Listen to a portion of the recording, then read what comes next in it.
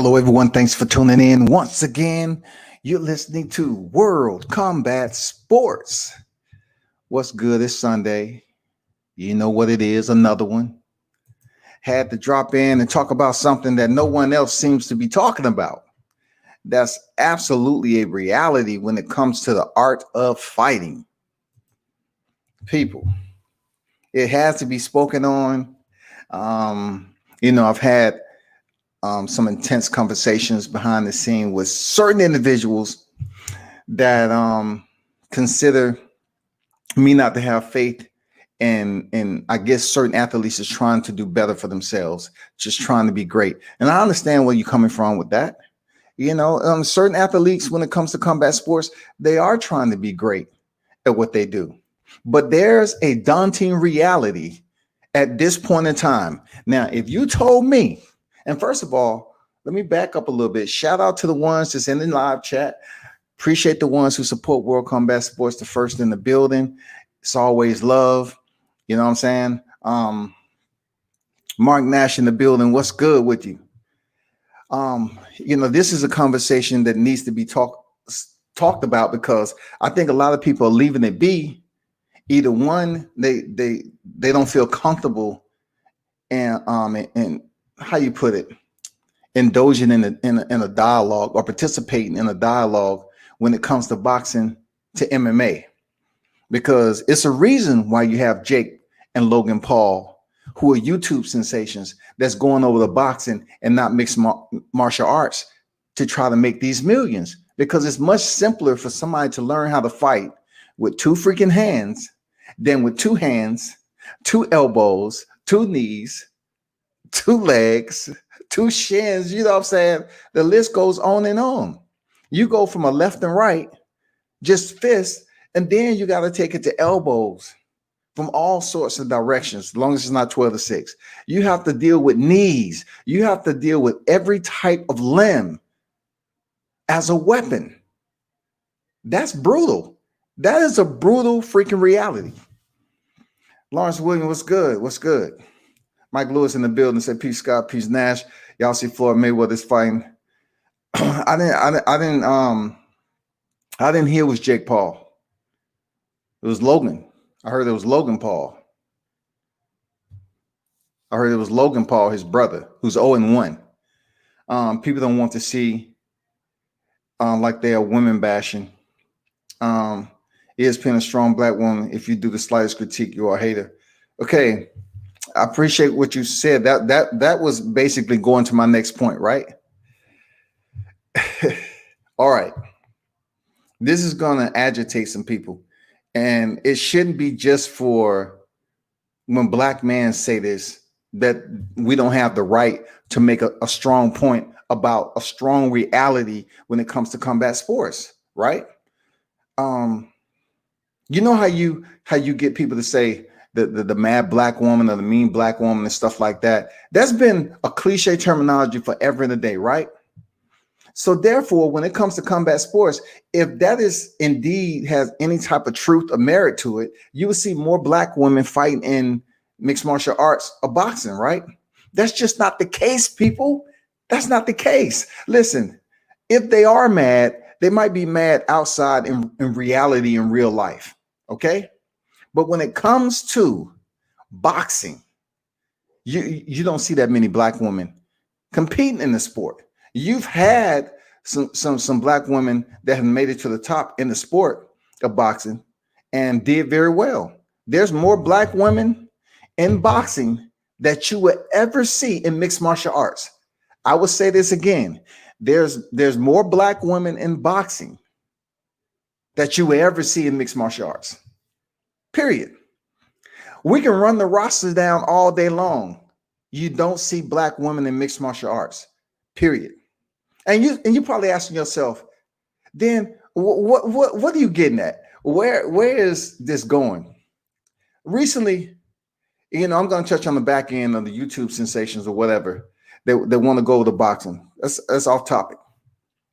But recently we had Claressa Shields, and I've been trying to talk and have a dialogue or whatever with Claressa Shields. And I understand for whatever reason, I never had an argument with her. I don't know what the hell.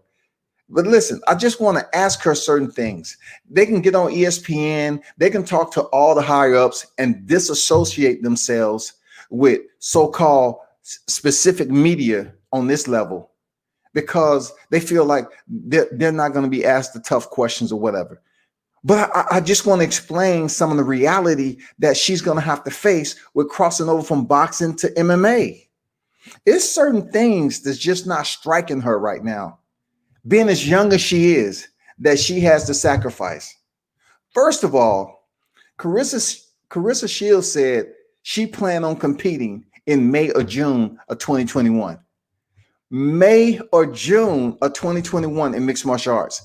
So what she's saying is, I want to be the first woman to be a champion in boxing and MMA, right? So I'm saying to myself, okay, cool. I'm cool with that. I'm cool. Real talk. That get me pumped up because I said this long time. Look, I said this long time ago. I said Claressa Shields needs to just go into another sport because she's did basically what she can do in boxing. You know, she was going to go down to 154. Okay, cool. But she's been having problems with basically proving that she has value in the sport of boxing. They're just not taking her serious. And I think it's a reason for them not taking Claressa Shields serious to start paying her the big bucks, people. And I'm not against Claressa Shields. I don't have to come in here and say something positive again, positive about Shields, and then I can't critique her. You know what I'm saying? Strictly. I can't give her critique. You know what I'm saying? You act like you got to say, oh, saying all these nice, soft, wholesome freaking comments. And then when it comes time to critique her, everybody wants to say, oh, she's a two-time Olympian. I understand that. But this is the reality of it. The reason why she's unable to make big money in women's boxing, because women's boxing is still behind that of the men, right? Okay, you can go around and bark all you want. That goes for any woman and say, oh, we just as good as men. We do this in the sport of boxing. You're not as notable. People are not going to tune in with interest to see women step into the ring and box. It's just not enough opponents in the ranking systems that make us want to tune in to women's boxing. Second of all, you're fighting 2-minute rounds. I do not care if you get on here and say, well, 2-minute rounds, we want 3-minute rounds. Give us 3 minutes. And then your championship fights are still 10 rounds. 2-minute rounds and then 10-round fights. When men has been fighting championship rounds, 12 rounds in the championship. Women are still fighting 10 rounds, period.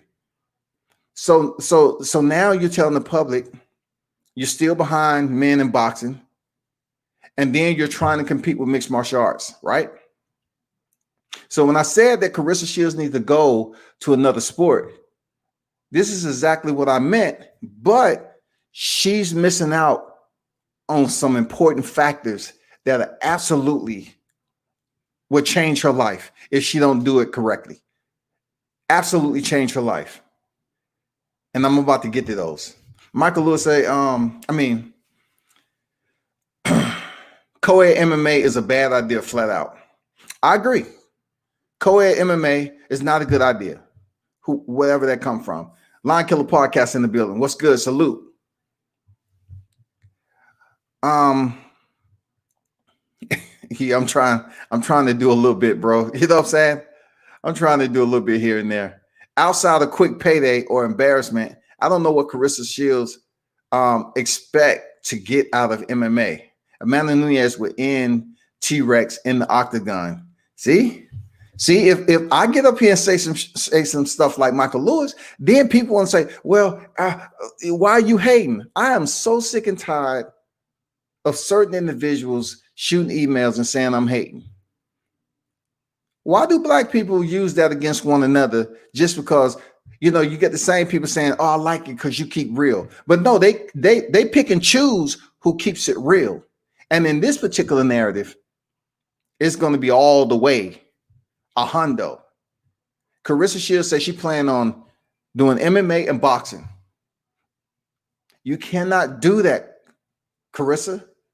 You cannot say that you're about to step into the cage in May or June like it's just the freaking summer camp that you're going to, and you're going to pick up some mixed martial arts skill, and then while you're there at camp, they're going to say, hey, you're already a professional fighter. Let's go ahead and get you your professional win. Let's help you out. We're going to give you a soft touch. A Walmart stock person. She don't weigh that much. She's a little bit lighter than you, but she has no goddamn skills, and we're going to put her in the cage with you so you can get your first victory, so you can get 1-0.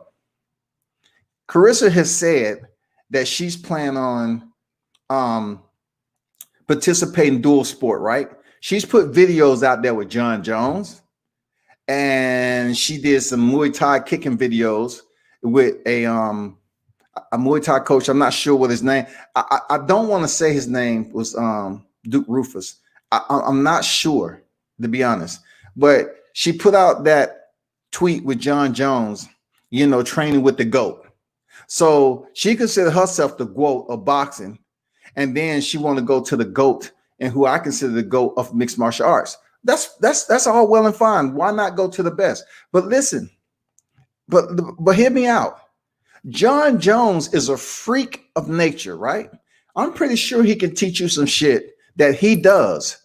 But unless you have the athletic ability as John Jones to pick up it and be willing to listen, be willing to get hurt, be willing to go to the sacrifice, be willing to put yourself in a vulnerable position when it comes to mixed martial arts, be willing to take those leg kicks after leg kicks after leg kicks, be willing to wrestle and get put on your back, be willing to go through the freaking pain and agony of being subbed out, happen to tap.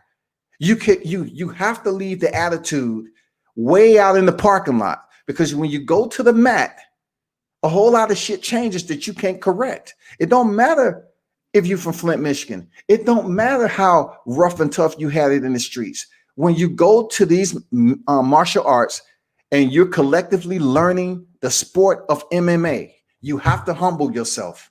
You can still keep that tenaciousness. You can still be that dog.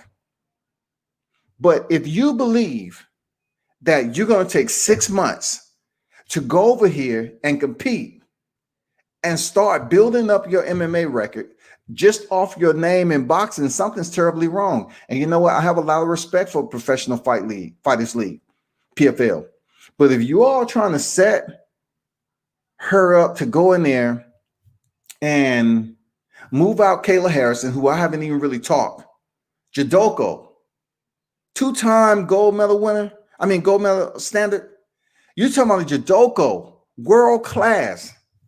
She won the first 155-pound division over there for the women. That's because she still had that weight on her.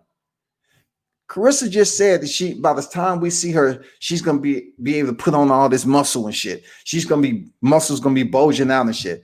That's not what you do when you go over there to mixed martial arts, Claressa. You already competed at the higher weight classes. You don't have to go put on all that big freaking bulk. You just need to calm down, relax, and listen and learn. Remediate. That's all you have to do. Be willing to humble yourself, because you're going to get your ass kicked. You're not in control of mixed martial arts. You're not. You're starting late, first of all. It don't matter what you've learned in boxing. Ask your girl Heather Hardy.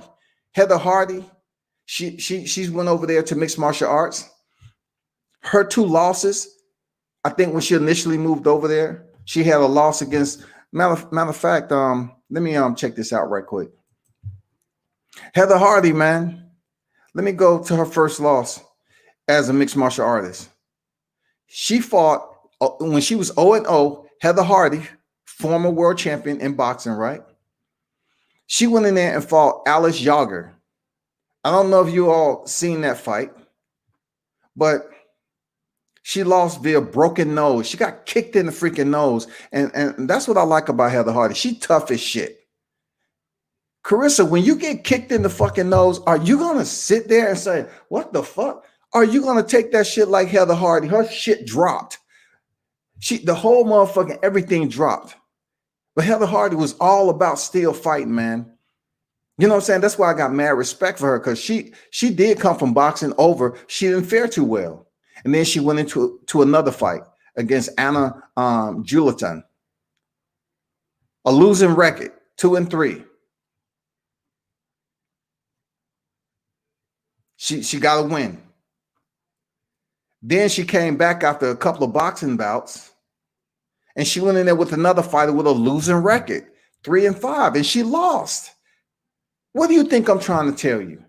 I'm trying to tell you, you can take a woman who's been training mixed martial arts longer than you. Let's just say this female started off, that's all she knows. She took some taekwondo, some karate, and everything like that. She's been taking a little bit of wrestling and BJJ, whatever the case may be. And she start to think, okay, I can compete on a professional level. She goes in there and faces a professional boxer like Heather Hardy, and she doesn't have a winning MMA record, and she defeats Heather Hardy, right? Amanda Serrano's another one. Amanda Serrano tried her game. 7 division world champion, 7 division, and she went over there to mixed martial arts and tried her hand. 7 divisions. She's earned a title, right? Let's look at her record. Do they even have her MMA record on here?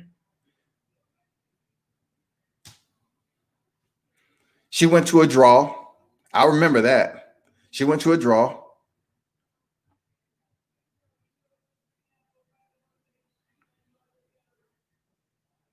Hey, the good thing about Amanda Serrano, just like I thought, she didn't stay in mixed martial arts too long. Amanda Serrano said, fuck all that. That shit is not easier than I thought. Back to Claressa Shields. And this is not just Claressa Shields, but this is, in my opinion, certain people don't want to talk, or she don't want to talk unless it's Ariel Helwani or the guys up at ESPN, because they pretty much is going to, follow the producer notes and, be all nice and ambient and just say whatever. But no one's really telling her the reality. Like, you have a long road. So what World Combat Sports is trying to tell you, Claressa, since I can't seem to get you on IG or whatever, this is what I want to tell you. You need to take 2 to 3 years off of boxing and just focus on training up your levels. There's layers, but there's levels to mixed martial arts. Just train your layers consistently over and over again, whether it be mat time with BJJ, your wrestling, your Muay Thai, your boxing, which you already have. But boxing in the ring is different from boxing in mixed martial arts, Claressa. I'm trying to help you understand. Just because you're a 2-time gold medalist in boxing in the Olympics doesn't mean that you're going to come over here to mixed martial arts and excel just off your hands alone. You know why that's pretty much damn near going to be futile in this era of mixed martial arts, Claressa? It's because, for one, you don't have one punch knockout power. All right? You're going to be transitioning from heavier gloves to lighter gloves with your 4-ounce gloves, right? And then you're saying, oh, I might catch him with this. I might catch him with an uppercut. Listen, it's a difference when it comes to boxing in the ropes and going in a cage and boxing. Anybody and everybody who's trained in mixed martial arts will tell you, you have to retrain yourself differently, because you go in there trying to knock somebody out just because you feel you quicker, and you commit to your punches. Before you know it, you're going to be on your back. You're going to be going for a ride. You're going to be on your back. And then when you get on your back, now you're in a whole different world. It's up to you to know what the fuck to do when you're on your back. And then you better hope they didn't set you up with an opponent just to, have that organization, PFL, bring more viewers to their freaking promotion just off Claressa Shields and make you look crazy. Now, the good thing about this is you've had other females from boxing that come over to mixed martial arts and don't succeed. So if you lose, it's not going to be a huge deal to your boxing career, because we've already seen some before you go over here to boxing and they're unsuccessful. But y'all need to understand how many black women are not in mixed martial arts. I say again, there are not many black women in mixed martial arts. Are there black men in mixed martial arts? Yeah. Are there extremely more than what we see? There's like 5, 6, 7 times more black men competing in mixed martial arts than black women. Come on. Don't ask me why. Look, I know why. But don't ask me why they're not making the commitment to mixed martial arts more often. The reciprocation is not there. You know, like if you ask a sister if you want to go box or you want to go mixed martial arts, they say, oh, I want to go over here and box. I can put these hands up. You know what I'm saying? But if you ask them to go take some kicks, you ask them to put on a gi. Yeah, put on the gi and do some mat time and be up and close and personal. And you have to go through the grappling remediation and you have to naturally learn and make it, so transparent that you know what to do with your eyes closed and you can feel your opponent. Are you willing to dedicate yourself to that, Claressa? Because I don't want you going over there and saying, well, she did an interview on ESPN, right? And Claressa was up there like, I'm gonna be, I did a photo shoot today with no shoes on or anything, and my feet were cold. Claressa said her feet was cold. You have no idea, Claressa. You have no idea. You wonder why Floyd Mayweather haven't went to mixed martial arts, right? Because he's smart. He spent his whole life in boxing. He's too old to go to MMA. You have to understand why there hasn't been a lot of people to transition from boxing to MMA, because it's fucking tough. Now, I'm going to tell you a little secret why it's more tough for you than it would be for somebody like Ann Wolfe, you know what I'm saying, or Layla Ali back in the day if they was boxing. This is why it would have been better if by chance the women had a division back then, okay? All right. So when you talk about the Gracies and UFC 1 and all that, look, the Gracies set that up. If you look back on it, all the fights was catchweights, right? But if you look at the opponents for which was in there, they were strictly going off the single or multiple discipline that they had. Really, no one knew jiu-jitsu or the ground game at all besides the Gracies. That's why you see the only competitor that's in there, Horace Gracie, wearing a gi, because they knew how to use it to choke their opponents out. All right. Back then, women didn't have divisions. But to make my point is, if they did, and how undeveloped MMA was back then, it would be more suitable for you to go over there with your boxing and potentially be successful, because you can use your boxing, you can move around the cage and all this. But one thing you need to understand, Claressa, 2-minute rounds. Now you have to transition over for 5 freaking minutes per round. So let's say you're doing 3 rounds. It's a minimal. It's no 4 this. It's no 1 here. It's no nothing. Mixed martial arts on every level, you're going to do 3 freaking rounds, 5 minutes each. Are you ready for that? Are you ready for the 5 minutes per round for a total of 15 minutes actively competing, defending, and offending in the cage? Are you ready for that? Because I just don't want you to say, okay, I'm a mixed martial artist. You're not. Listen, stop telling people you're a mixed martial artist just because you signed the PFL. You are not a mixed martial artist right now. You're not a mixed martial artist right now. Stop telling the public you are not, girl. You got too much ahead of you. It doesn't matter who vouched for you. Andre Ward can't vouch for you on this. Andre Ward couldn't hold a freaking match to me in a dialogue when it comes to MMA. I know that's your boy, but if he really was fucking with you, he was like, listen, Claressa, take your time, relax, Take some time out from boxing and really dedicate yourself. Just learn how and participate in that particular multi-layer sport. And so you can be halfway decent and competitive, and you can grow like Holly Holmes did. All right. You can grow like Holly Holmes. Holly Holmes did it the right way. She did kickboxing as she was mixing in her MMA, learning all the facets and layers as much as she could. And then they ventured into the UFC from a neighboring organization. She just didn't come into the UFC. She was in a neighboring organization and worked her way. But yet, Claressa has signed with a PFL, and that's a tournament-based promotion. And I'm thinking she's going to fight 155, right? Which is lightweight. Which in the PFL, they have very limited women rankings right now. It's very limited. But one of the females I do know, who I've talked to, Laura Sanchez, she's like 6'2", 6'3", I think.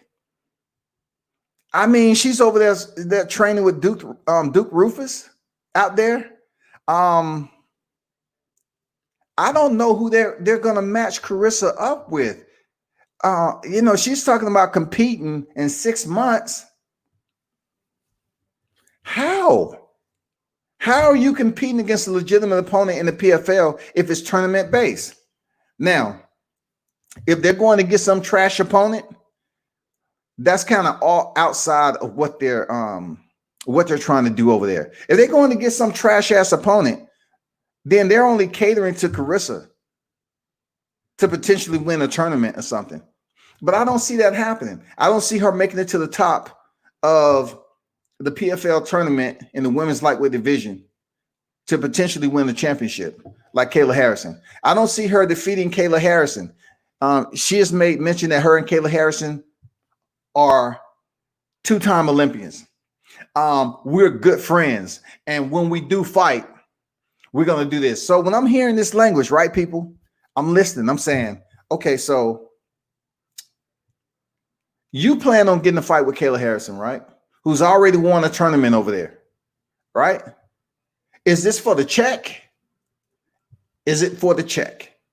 Or are you really trying to go over there and focus on mixed martial arts and grow in the sport? If that is indeed the case, then you're not planning on stepping in there with Kayla Harrison in no more than a year. I mean, no less than a year and a half.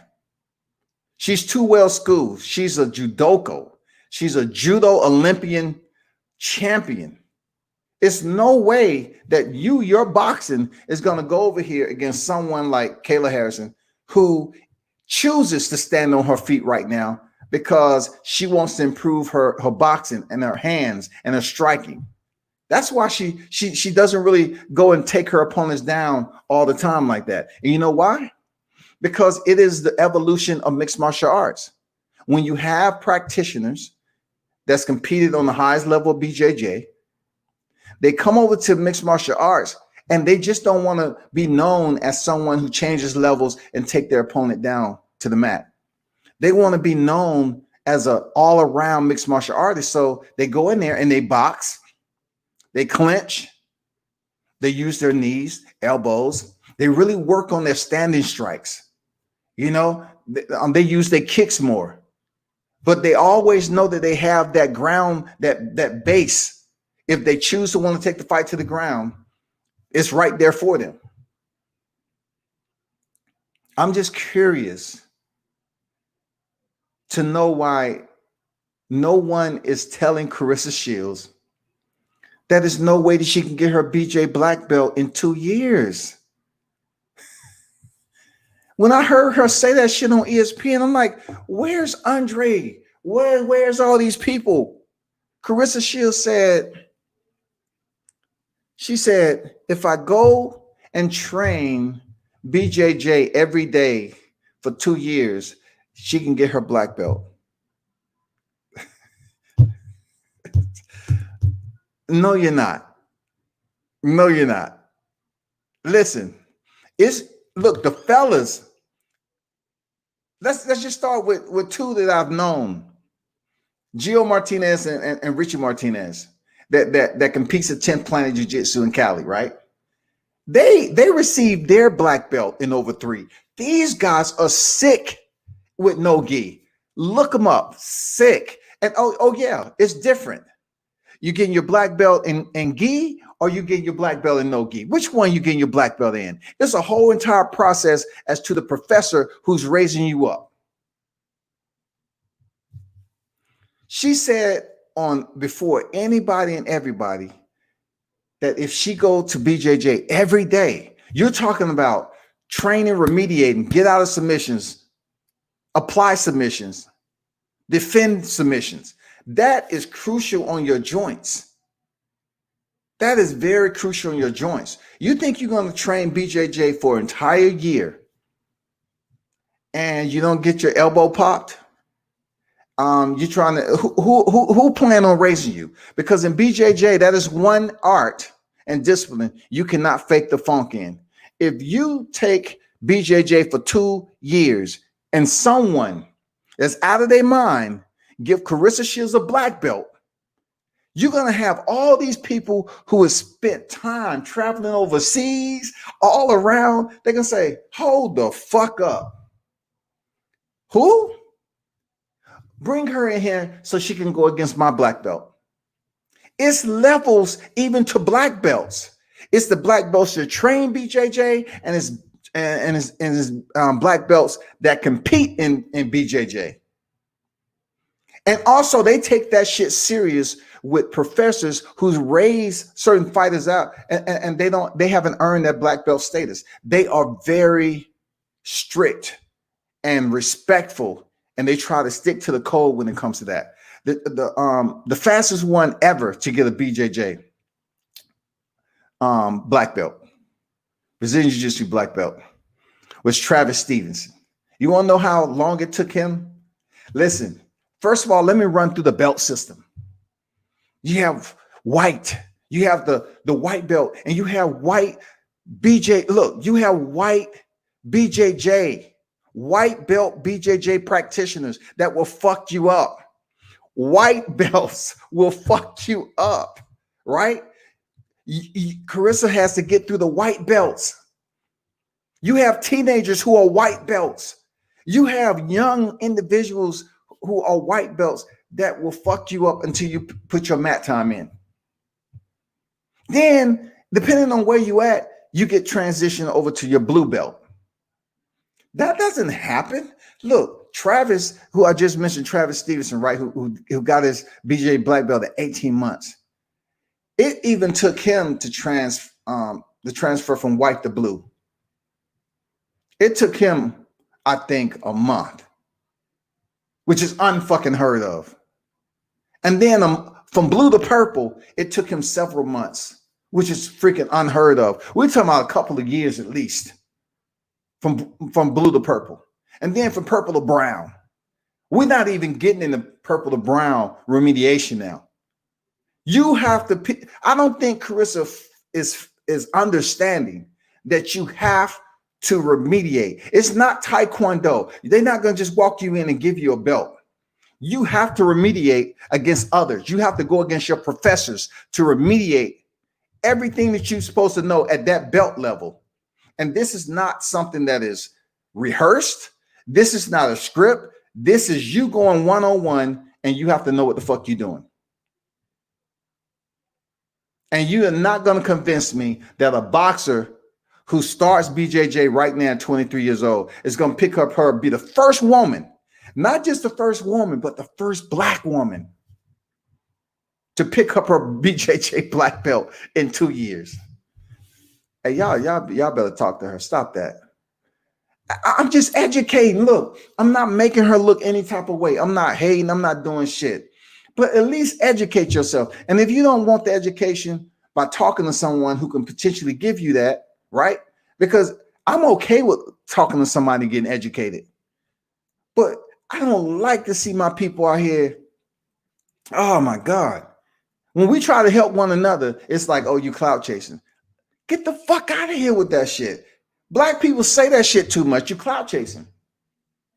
But is it clout chasing or is it support?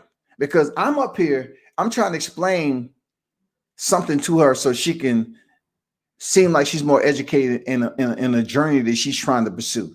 She's trying to pursue the art, which has many layers to it. Not only does you use the L word, layers, it has many levels within the layers. Just for you to get the white to the freaking blue, from white to blue belt, there's levels and layers to that shit. There's remediation just with BJJ alone. And for you to get up here and say, well, if I trained every day for 2 years, I get my black belt. No, the fuck you won't. Not in no school, no dojo, you won't come close to having your black belt. This is the muddy flats. I respect the web that BJJ weaves. It is a masterful art. It is beautiful to watch. That's why I love going to these BJJ tournaments and watch young people go against older people against young people. It's all about what your experience level is and how smart and intellectual you are to pick up and set traps and dedicate yourself to the art. It's a beautiful sport.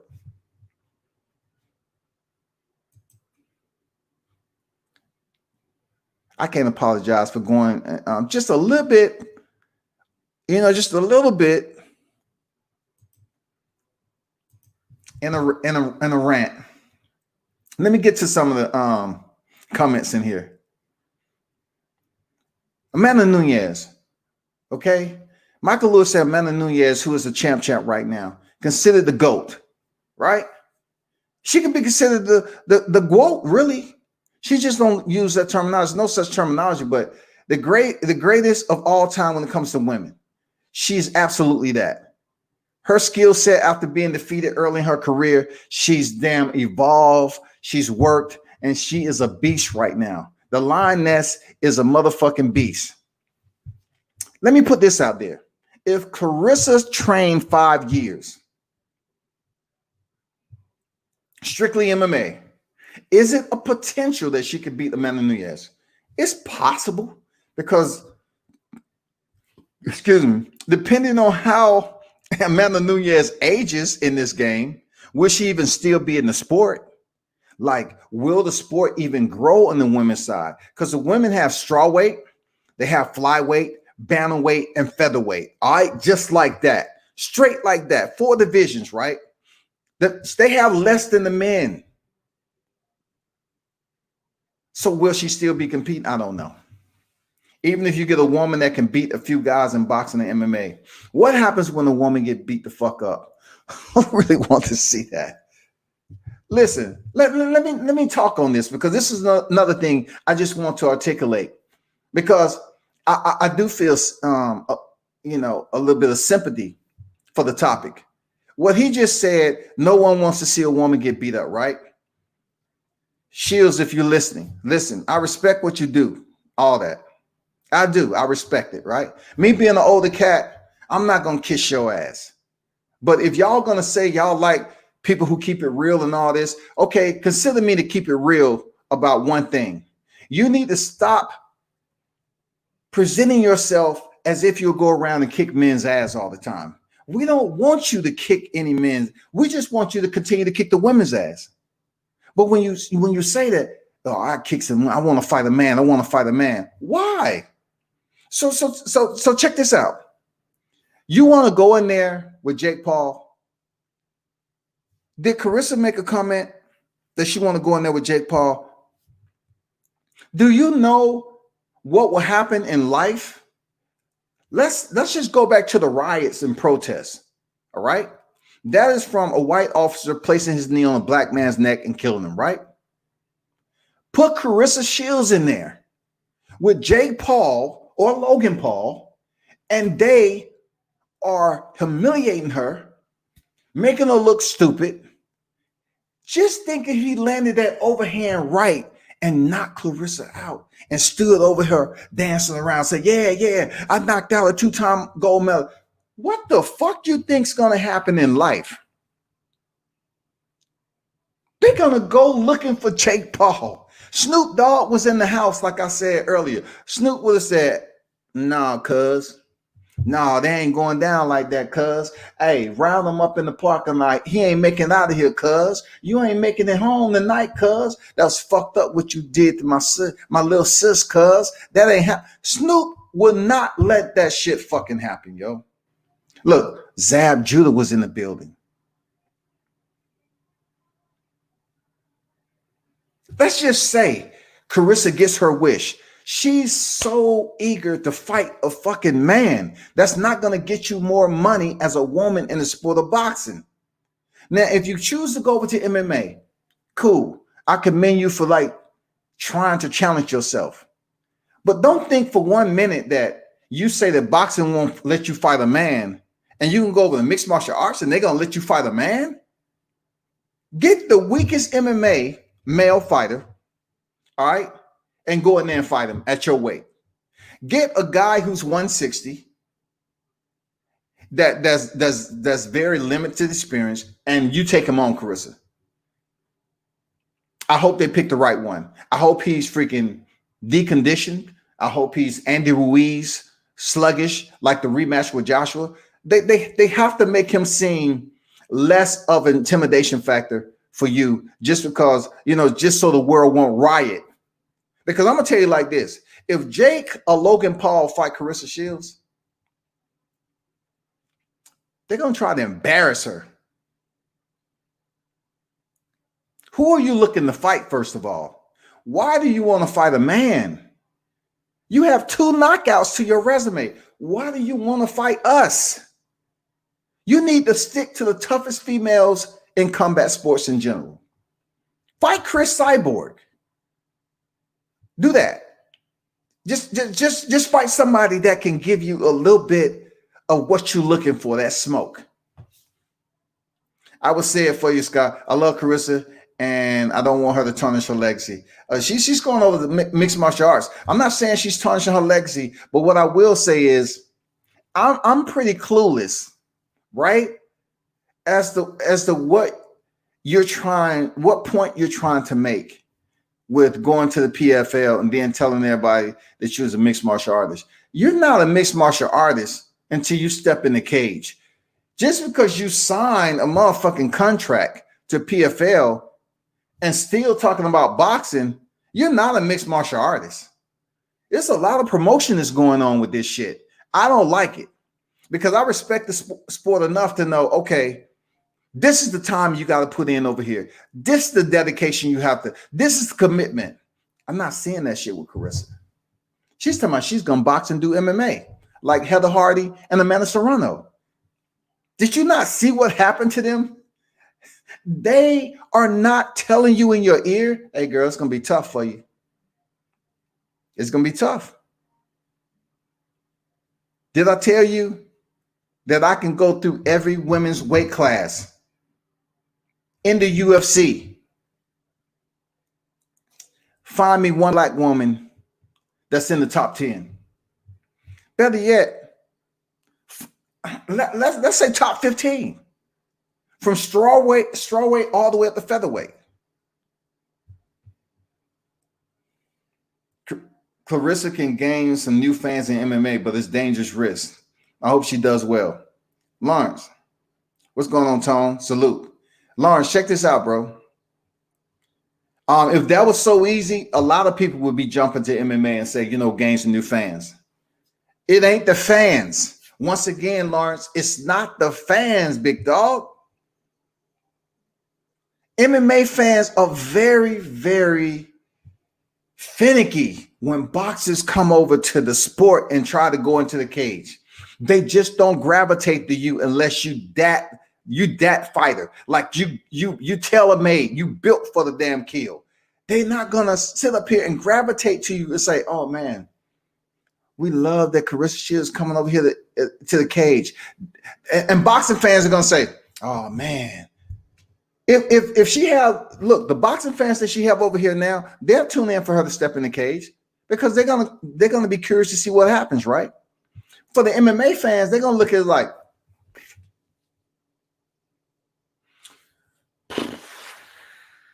What you think? What you think? How many minutes you think this gonna go? You think she's gonna make it out of the first round? They're gonna they're gonna be having that look on their face, people. They're gonna be like, I'm just not sure. I'm uncertain, about all this shit. Why is she doing this? Is it a publicity stunt?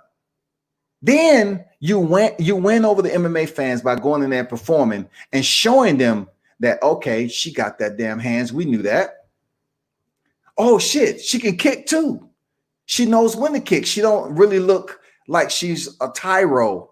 She look like she's been training. Oh man, look, she got taken down. They just want to see you make it back to your feet the right way. Are you turning away from your opponent? Or are you turning into your opponent? Are you framing? Are you building a wedge in between to try the base? Are you posting? What are you doing the right way? Are you able to defend the choke properly? Do you know what hand fighting consists of? Wrist control. Are you doing all those necessary things to say, oh man, MMA fans are tuning in to Claressa. She just earned a new fan. I'm telling you, Lawrence it doesn't have anything to do with fans, bro. Her earning new fans is not going to get her $1 million payday. She looked at Kayla Harrison, who was a two-time Olympian, win a tournament and won $1 million. Claressa Shields has not made $1 million yet in neither of her fights in boxing. So you're going to go to the PFL and try to get them a tournament so you can get $1 million? Once again, you want to go from boxing to MMA and go to the PFL in hope of winning a tournament for $1 million. It's not that easy, especially in the weight class you're trying to do it at. Don't matter if Kayla Harrison moves to another weight class. She's not gonna beat Laura Sanchez. It's not gonna. You have to dedicate yourself at least 2 years, Claressa. You're young enough to do that shit. Listen to me. I'm giving you the gems, Claressa. You're young enough to take a good 2.5 years out the sport and dedicate out of boxing to dedicate yourself to MMA. Fuck going back in there. You already leaving boxing because you said don't pay that much, right? Leave that shit alone. Disappear. Go to the motherfucking seclusion of mixed martial arts training. Embed yourself. Train. Do what CM Punk did. See, the advantage that you have over CM Punk is that you're an elite athlete when it comes to boxing. CM Punk was an elite wrestling entertainer. He had the athleticism, but he really couldn't fight like that. Like, he really didn't have the boxing. He didn't have those other skills. He was extremely strong and quick. So he got exposed when he went in there to mixed martial arts, and Dana White said, okay, I'm gonna put you in here with this. I'm gonna put you in there with Mickey Gall. And Mickey Gall said, there's no way this cat beat me. And I'm telling you, Mickey Gall don't have the best of hands, but his jiu-jitsu game and wrestling was on point. And he exposed and shut down CM Punk, gave him his first loss. Subbed him out in the first round. No friends in a fight. That's what she keeps saying, though, Mark.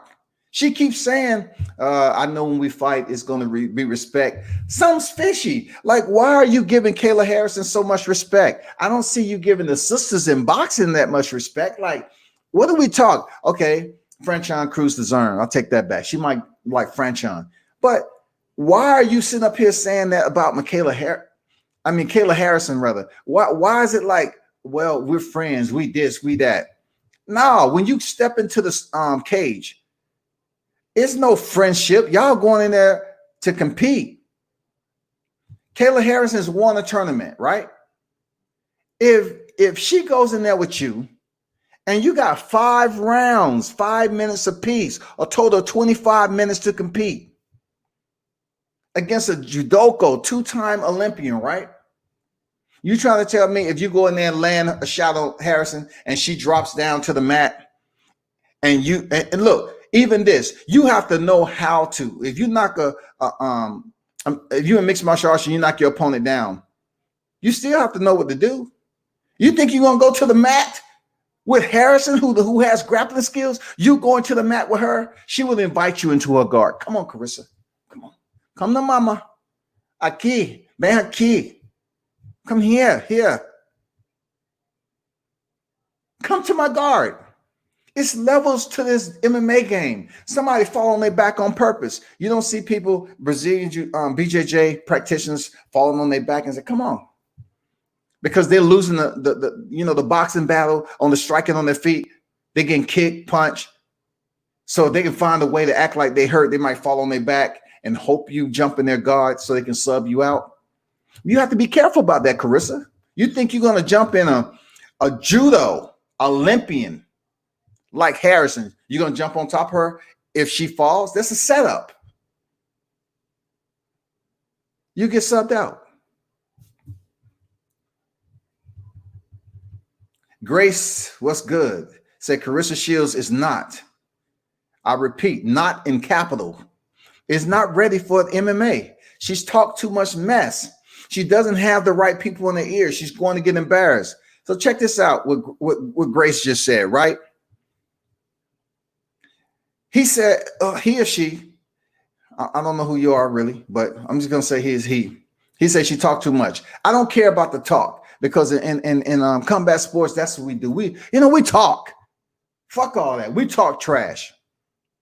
So I'm not going to just say Claressa Shields shouldn't be talking trash. Do what the fuck you want to do, but you got to back that shit up, right? When he says she doesn't have the right people in her ear, I agree. Because she's talking about this wrestling coach, this female wrestling coach, who said that, I guess she was teaching her some, wrestling technique. And she said, tell me the truth now. If I'm bad, I'm bad. She said, no, you're good. No shit. Are you paying this lady? If you paying her, she's going to tell you, Claressa, you're good. So she can continue to train you. You're about to transition to MMA for a brief stint. So she wants to be on your payroll. So she's going to tell you, hey, you want the real deal? Because Claressa don't come off as that person who can, who wants the truth. It takes me back to A Few Good Men. You can't handle the truth. She don't look like, hey, right now, you got a long ways to go, Claressa. This is just wrestling. If you stay committed to wrestling, you can improve. But right now, you're not on any level. I can't say you're on the basic level. You know what I'm saying? But she said, her coach said she was doing pretty good. I said, okay, I got it. She's going to get embarrassed. If she doesn't focus and doesn't apply herself, yes, she will be embarrassed. Listen, ask James Toney when he stepped in there with Randy Couture. Ask James Toney. James Toney, man, salute to the legend. Man, James Toney, I remember the day he stepped in there, right? I was watching that fight. And I'm saying to myself, James Toney, man, he got some cojones, man. You know what I'm saying? Right? But it don't look like he's been training mixed martial arts that much. I don't know what to expect. He has a puncher's chance, but I knew Randy Couture. I said, Randy Couture is not going to wait for James Toney to land a punch on him. Sure enough, Randy Couture, multi-time world champion, when the opportunity and the entry presented itself, Randy Couture took him down. He played with him. And then he started, punching him. It wasn't even brutal punches. It was just enough punches for the referee to say, hey, okay. We get the point. Fight over. They protected him. Now, when you come to Ray Mercer, I know people love to bring up Ray Mercer, former world champ, Olympian. They bring up Ray Mercer, but you have to understand the backstory on what happened with Ray Mercer and who he fought. Ray Mercer was indeed one of those boxers who changed over to mixed martial arts, but he has stopped and he went to apply himself to mixed martial arts and train and did very decent. A lot of people take that he knocked out Tim Sylvia. Come on now. A lot of people don't knock down Tim Sylvia. A lot. But as I said earlier, Claressa Shields does not have one punch knockout power. Ray Mercer had enough power to walk in at that division and land a nice overhand right on Tim Sylvia and beat him. is that going to resonate or reflect across the board to Claressa? It's not going to happen just because you got 4-ounce gloves on, shawty. It's not going to happen. Moving on. No, moving on. I got to move on. But that was a good point there, Grace. Grogan, Mayweather versus YouTube is shaking my head. Can boxing go any lower? And I'm going to get to that, you know, a little bit at the end of this. I'm going to get to that. And you make a good point there, Grogan. Boxing is easier and accessible to individuals who say, I want to go over here to boxing and put these hands to work. You know what I'm saying? But they're not saying that about mixed martial arts. Try that shit at mixed martial arts. Go ahead. Try that shit at MMA. Exactly. To earn a belt in BJJ, you have to prove your proficiency. Exactly, man. You have to be proficient. You have to remediate. In order for you to go to the next belt, it's not going to be like, hey, coach, am I good? I've been here for 6 months already. I'm a white belt. I've been here for 6 months. Have you talked to the professor yet? Are y'all going to test me or what? But before that happens, you're going to have to roll with other white belts. You're going to have to roll with other BJJ practitioners on your level. They're going to have to basically see and assess if you're ready for the next belt of blue. It's a lot of shit that happens from white to blue. There's a lot that fucking happen. You have some killers that are white to blue. Some damn killers. Could you imagine? No, I can't. I'm not even going to go there. Proficiency, keyword. Against your peers and better. She disrespected the discipline and herself, whether she knows it or not. Man, I want to see footage. I want to see BJJ footage. I want to see wrestling footage. Forget all them short Mike Tyson clips of her freaking hitting the mitts. We all know you can box. They're trying to put your combinations with kick. They're trying to zip that shit up. 1-2 kick, 1-2 kick. They got you on the basics. And you know what? You're using your right leg a lot. You need to start using that left leg too. I'm pretty sure they're teaching you it's better for you to learn how to kick with both legs. And you better start deadening those nerves up on your shins so you can be able to take a kick. When they kick you in your motherfucking shit, you be like, oh shit, time out. Andre, can you come here for a second? Can you rub some Neosporin on my shin? That shit hurt like a motherfucker. God damn. Hey, any soccer players in here? Can I get some of that spray y'all spray on the injury, you know, so it can take the pain away? It ain't none of that shit in MMA. You get kicked and you get kicked again and you get kicked again, period. 21 strong, what's good? If a woman gets fucked up by a guy, the fallout will be epic, not good. Man, I'm telling you, man, they'll be rioting, dog. Just take the mentality of the Jake and Logan Paul. Logan Paul is set to step in there, from what I hear, with Floyd Mayweather, February 20th. All right? I can't really speak on that right now because I'm still on Claressa right now. Because her circle is not telling her the truth. They're allowing her to walk around here with promo, and they're not really giving her the gist. She thinks because she associates herself with the Kayla Harrisons and the Chris Cyborgs and everything else, she can get on here and say that she's a mixed martial artist. It's not like that. When I would start having more respect for you as an MMA, because I got mad respect for you as a boxer, but as a MMA practitioner, I want to see you in some tournaments. I want to see you in some BJJ tournaments. Yes, before you even talk about going to the cage to fight. If you're talking about going in here May or June, Claressa, I want to see you in some BJJ tournaments. As a white belt, whoever your professor is, your professor is not going to be John Jones. Okay?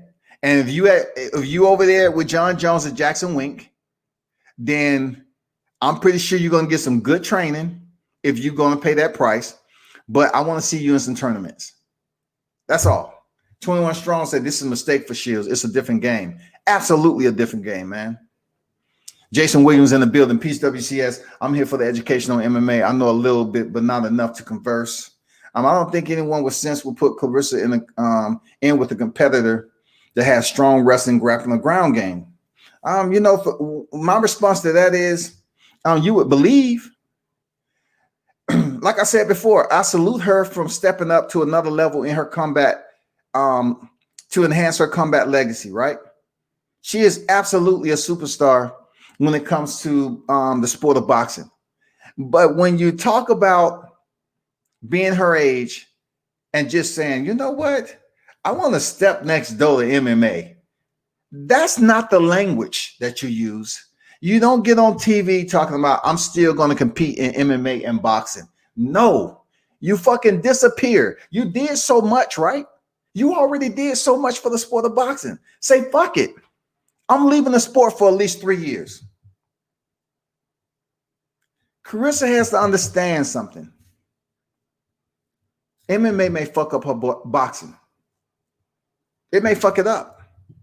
But also, if she can still compete, it may improve how she's able to box on the inside. No, it will improve how she's able to box on the inside. She will learn certain different angles and techniques on how they freaking move their opposition. Because when a mixed martial artist go against the cage, there are certain remediated drills that they go through to get the underhooks, to defend the takedown. So if you're talking about putting somebody on the ropes and throwing punches, yeah, she may learn tremendously while she's competing on different techniques they use. I've seen it on the amateur level. I've seen MMA guys come over to boxing and how they work on the inside. And you say, damn, that motherfucker, he's been working off the cage. You can tell that shit. He's been working off the cage. Just how they move on the inside, man. They're used to getting hit with elbows. They're used to getting hit with 4-ounce gloves. Claressa has to understand, can you really take a punch with a 4-ounce glove? Hannah Gabriel dropped you in the first round from a right uppercut. Are you really hoping that you have a respectable chin when a 4-ounce glove touch you? Are you willing to say, okay, I can take an elbow? When somebody slice you with the elbow, just short elbow, when they come across the elbow, are you going to be able to take that on your chin and say, hey, can somebody call the dentist? I think I got some loose teeth. You know what I'm saying? Are you going to be able to take that elbow coming just short, quick elbows? Are you going to be able to handle that? And then look, an elbow, when you're standing up, you can bring elbows up. You can come across. It doesn't make a difference. You can come up like that. It doesn't make a difference how you throw an elbow. But you need to consider, like, can your jaw take a motherfucking elbow? Punch, through, elbow. You know, you get hit with the punch and you slice through with the elbow. That's just like a easy, basic technique. It's not all that slipping, moving, blah, blah, blah. I'm in Creed. You know what I'm saying? I'm still in a boxing ring. No, you're in a fucking cage. Shit is a whole lot fucking different. What's going on, D. Hodges? What's good? D. Hodges say them leg kicks are serious. Look, you get kicked in the shin and your nerves are just average. Like you got average nerves, like those nerves that really haven't been deadened yet. You haven't really been kicking hard, objects to deaden those nerves, remediated drills, 1,000 kicks, bah, bah, bah. That shit gonna hurt. It might, I'm telling you, it may have her changing her mind, man. Shin to shin is brutal. Have somebody kick you in the thigh. Fuck the shin. Get kicked in the thigh. That shit hurts like a mother. Especially if your muscles are not used to having a shin, impact your thighs. It's brutal. That pain lasts for days, man. If you get kicked the right way, the pain might make you goddamn piss on yourself. Real talk. You might goddamn piss on yourself right there in the cage. They can hurt your movement. WCS, what BJJ tournament?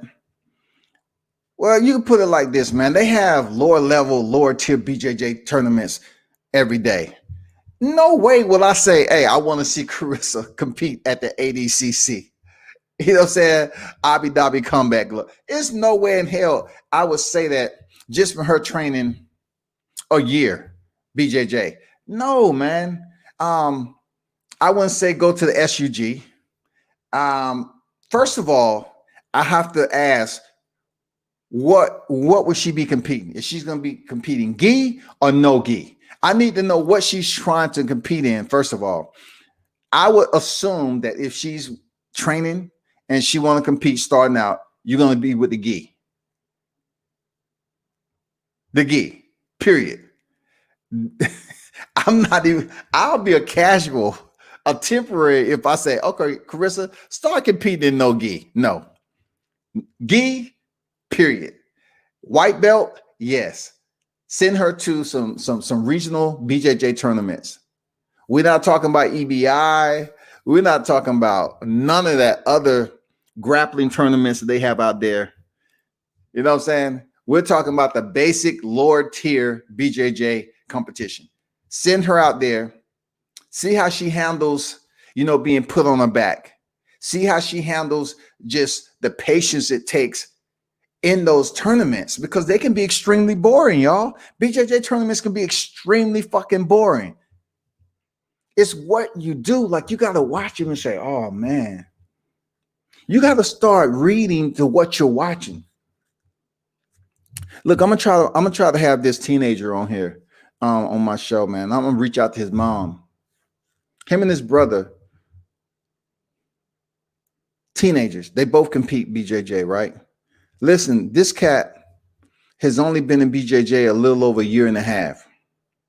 If you watch my video, he's the same guy who's competing against a guy who outweighed him probably by 100 pounds. And he was able to execute the Imanari roll and end up almost locking in. He's a leg lock specialist.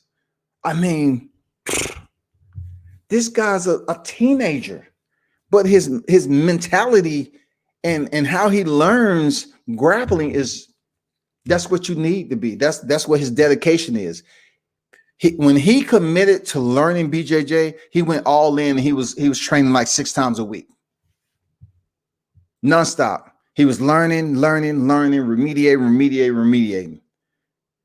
This cat is a fucking beast. I watched him at Naga, right? I wouldn't look, if she wants to go and compete at Copa or Naga after she trains about 7 to 8 months, cool. Let's put in Copa or Naga. Yeah, okay. Yeah, let's do that. See how she handles it.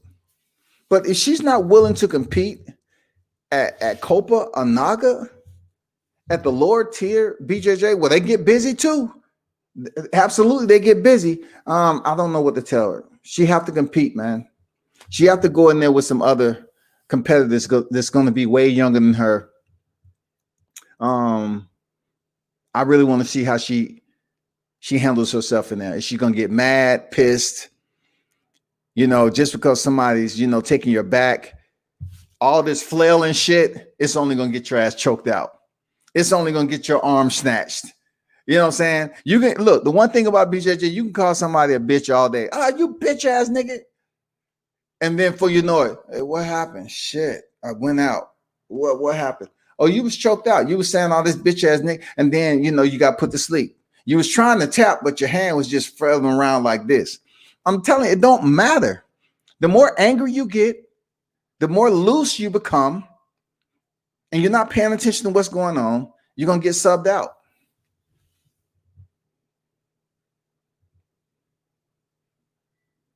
Football, soccer was my first sport, and that experience helped me greatly when fighting Muay Thai guys in Hawaii. I know firsthand how you have to train your legs and shins for impact. It's so different. Yeah, man, you have to, remediate those kicks. And then after you get the form down, all right, never forget about the form. Once you get your form down, you definitely have to start applying those kicks to objects that are not the most comfortable. But it's good for you to deaden those nerves around your lower leg, because when you throw a kick, a lot of times your lower from the knee down it's going to make impact with somebody else's calf. The calf don't have a lot of meat on it. It's a lot of muscle back there. And then the shin, very thin. But the shin has a lot of nerves to it. All right. So that's why you see low level kicks, low calf kicks, whatever. And then you get the thigh kicks. Like you remember Jose Aldo. Jose Aldo had some crazy, sick, some brutal kicks. He used to sit down on those kicks and you like, God damn. It's some people that have kicks that'll whip around and it's brutal. It's brutal to watch, man. Seriously, it's absolutely brutal. But when you're blessed with that type of form and you can gather momentum behind your kicks and open up your hips, it's crazy. But good shit there, Mike. Good shit, man. 21 Strong saying, I'm new to MMA WCS. I was asking, what does BJJ stand for? Oh, Brazilian Jiu-Jitsu. Brazilian Jiu-Jitsu. That's my fault. I didn't see where you asked that up there. BJJ is Brazilian Jiu-Jitsu. And you can find it on Google too. You know what I'm saying? You put BJJ in, you're only going to get one thing. Okay, BJJ. It's not too many terms that BJJ is utilized in the English vocabulary or any other language except Brazilian Jiu-Jitsu. You know what I'm saying?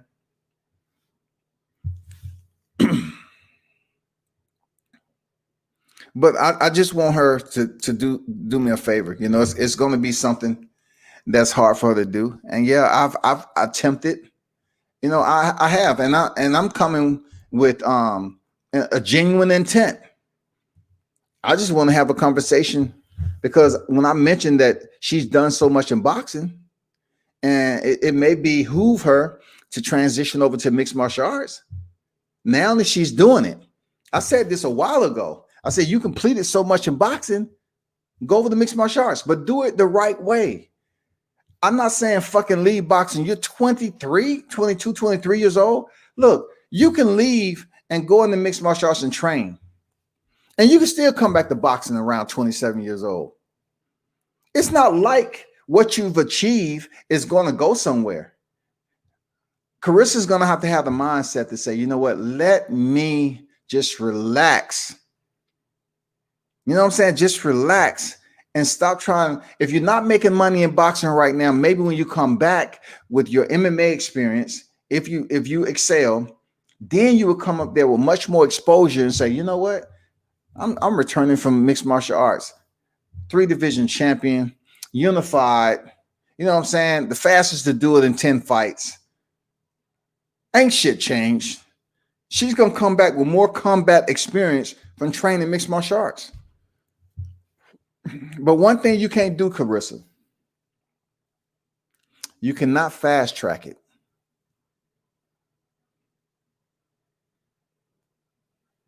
Claressa, you cannot fast track mixed martial arts. With the level of notoriety that you have in your name and what you're trying to establish yourself, the PFL needs to do this the correct way. They don't need a clown show. Don't sit up there and have shit pop off where you set up a tournament strictly so that she can pick up a title. The freaking the MMA promotions, the neighboring promotions, the MMA audience, the fan, the masses, and even the fighters will give them so much criticism. They wouldn't be able to stand the storm that's ahead. If they set up a tournament strictly based around Claressa getting a belt, it won't fly. I don't think the PFL will sacrifice themselves like that because they don't stand to make any money off of it. If Claressa comes over here from boxing and do shit that the MMA guys are trying to do in boxing, it's not going to work.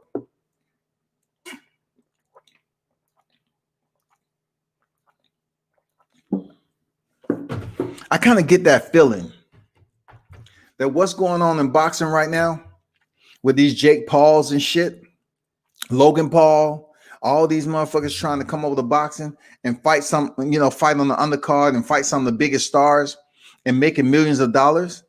I think You know, a little smidgen of me thinks that the PFL is trying to set up something with Claressa's name. They're trying to gain themselves more exposure. Peep this out, how I frame this, right? The PFL shut down the entire motherfucking year when COVID hit. The PFL shut down the entire tournament base for the year 2020. Now they want to say, okay, let's sign Claressa Shields. How? Claressa Shields did what she's did in boxing, but she's not a huge name when it comes to PPV. So for them to sign her to bring more notoriety to the PFL, man, I'm not trying to be a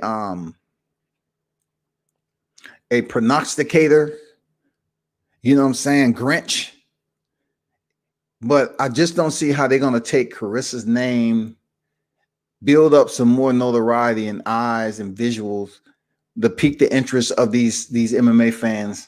When you have a tournament-based promotion, you have to fight. Look, people. Sometimes in the PFL, you have to fight more than once in a day. No. Hold.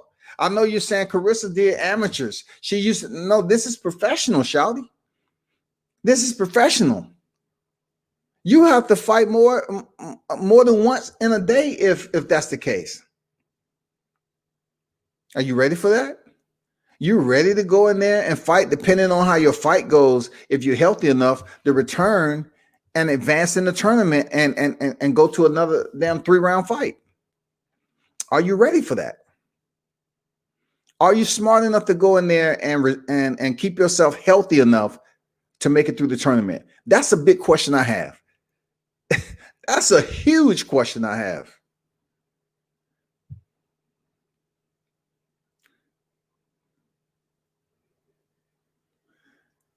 I saw a dude in a bar fight take a thigh kick so hard it broke his thigh bone.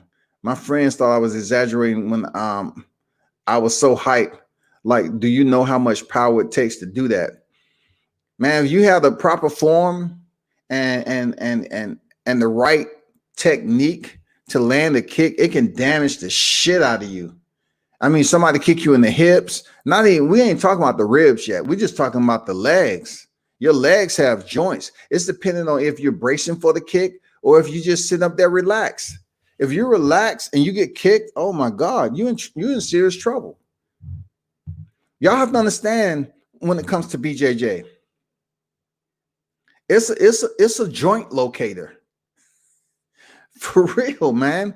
It's called submissions for a reason. Why? Because the art is manipulating your joints to go in ways that's not something that you do naturally. Either way you want it. You want your arms to come forward. It's a submission to it to make your arm feel uncomfortable.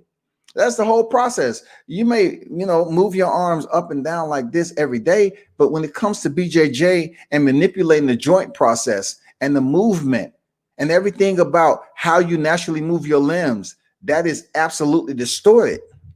That's why it's called submissions.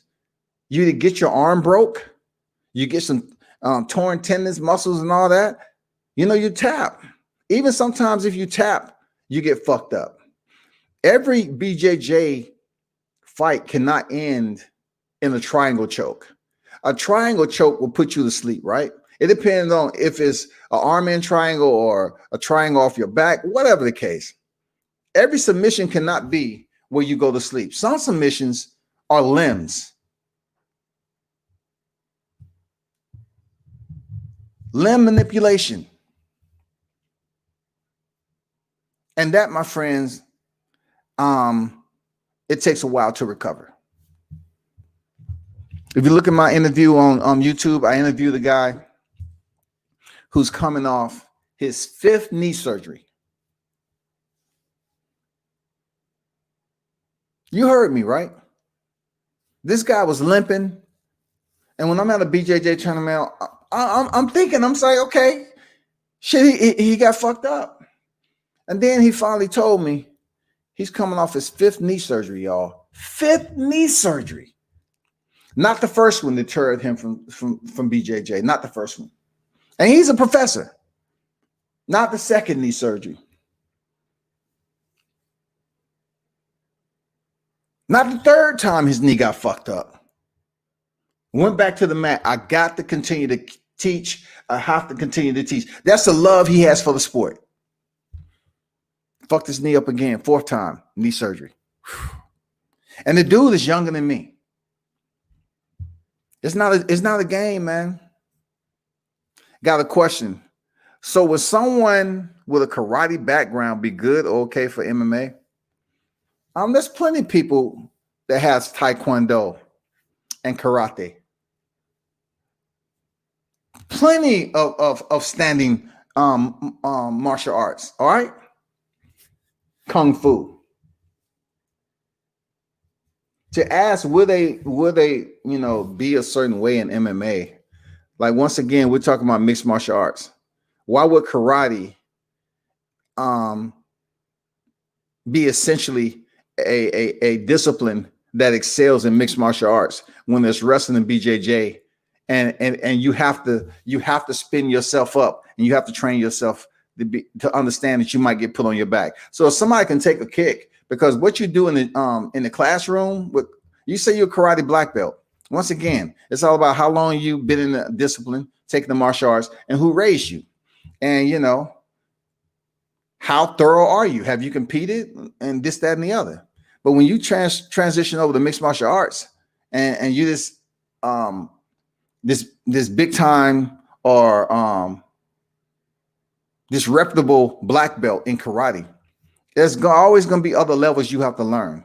You may catch somebody with the kick coming in, but in mixed martial arts, your body is conditioned to take kicks over and over again from all areas. So if you get a kick in, they block it. Now what? You're going to continue to kick and kick? We already seen Stephen Wonderboy Thompson. He came in with that taekwondo style, hands down. You know what I'm saying? He gave you that. And this is the world-class martial artist in Stephen Wonderboy Thompson. Even him, he had to change his shit up. He had to change his shit up. That wide stance, darting in and out, you have to change your shit up. You might win a couple of fights, but you really have to, switch your game up and become more diverse in your striking delegation. If not, you're going to hit a wall and you're going to continue to lose. That's what Stephen Wonderboy Thompson found out. Claressa should consider teaching and training young female boxers. Not everybody can be a teacher. Not everybody can be a teacher. Kick to the kneecap. Good point. Kick to the kneecaps. Listen, if you deliver that front thigh kick like Winklejohn love to do, a lot of fighters, they apply that front thigh kick, and which pops the knee, and for some people it injured them, like John Jones did to Thiago Santos. John Jones was kicking his knee, and before the fight, he made it to the final bell, but his knee was fucked up. After it was all said and done, Thiago Santos had a torn PCL, MCL, and ACL. PCL, MCL, ACL. His knee was shredded. And then I think he came back, right? And he lost his fight. His knee, and he's a BJJ black belt. And you're probably saying, like, well, why he didn't go for the takedown? It's not that easy. It's not that easy. John Jones has wrestling background, and his BJJ is on point too. It's not that easy in mixed martial arts, man. One good pull of a limb, instant snap. Knee bars, arm bars, twisters, dance, chokes, and ground game is no joke. I agree there, Dixon. I agree. All that what you just said, arm bars, twisters is not everybody does a twister. Let's be honest. There's only so many people that's in the UFC that's been able to pull that off.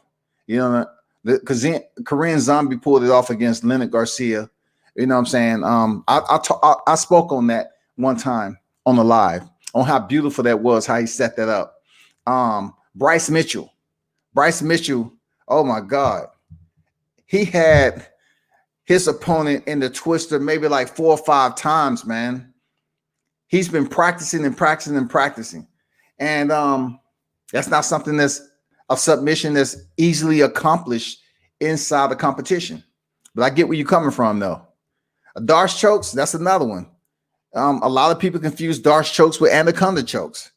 But yeah, the Darce choke, man, real good submission. D-style, what's good? What's good? Salute, man. A front kick to the knee broke my ACL. Man, if you're standing or you're relaxed and or if you're in a striking game and you get that front kick while you're moving forward at the right time, it can pop your knee. It can fuck you up. You know, knees, man. Knees, man, come on. You need that to balance your weight. You need that for walking. So just imagine, I wonder if Claressa Shields is thinking about all this shit. She has to move around in boxing. She's used to using her movement and being quick, right? You go into mixed martial arts, I don't see this being a long career for her if she planned on being the GOAT, so to speak, in boxing. Because if it's an opponent in there, what they're gonna do? Get briefed? They're gonna say, hey, you're fighting Claressa. You know she's that boxer, right? So I want you to basically consider not kicking her in the leg. If it means something to you, just try to, just like have a stand-up boxing game. Try to give the fans what they want. Try to beat her at her own. They're not going to give these MMA practitioners, these competitors, that brief, and they're going to go in there and say, oh, you're special. No, they're going to say, fuck that. I get a chance to go ahead and fuck up Claressa Shields. I'm going to do that. How you do that there? Yeah, they're going to go in there and try to fuck her up. Now, in mixed martial arts, if they try to go in here with some funny shit, knowing damn well that this particular mixed martial artist could go in there and fuck Claressa up, but something's happened. Like we get the Bruce Seldon effect when Mike Tyson went across him and it didn't even land. And he went down in the first round. If you get some of that shit, they ain't gonna buy it, man. They're gonna be fucking pissed. They're gonna say, man, this is a fix. And you know what? You don't hear too many MMA fights coming up saying, oh, that was a fix. Not from the fighters. But now the judges might fuck it up, but not from the fighters. Not like boxing. Sometimes you look at the boxers, it's like, what? That punch barely landed, man. That's fucked up. That's fixed. But in MMA, you don't see that shit too often. Motherfucker get kicked in the head. But Claressa needs to understand that you're going to have some vindictive people there that's saying, you know what? I've been practicing this sport longer than she has. This ain't fucking boxing. Just the same thing Claressa would do if you had an MMA female come over there and she's fighting her. She's like, I'm going to teach her a lesson. This ain't MMA. You're in the boxing ring now. That's the same shit that she's going to have to do if she's stepping over the MMA, if the PFL allows her to face tough competition. The PFL isn't Dana White. Seriously. If Dana White signed Claressa Shields, he would not give her an easy go like that. It ain't no way. He wouldn't do it because he got a reputation. He's like, fuck that. It's not happening. It's not happening at all. I'm not bringing her over here and put her in there with a sorry ass opponent so she can work her way up the damn ranking system. Listen to me, people. Let me show you something right quick.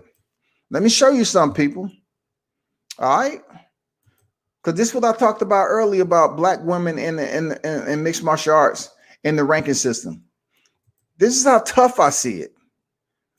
This is how I'm gonna call bullshit if she make it through the tournament and win $1 million because she haven't got $1 million in her boxing career. Check this out.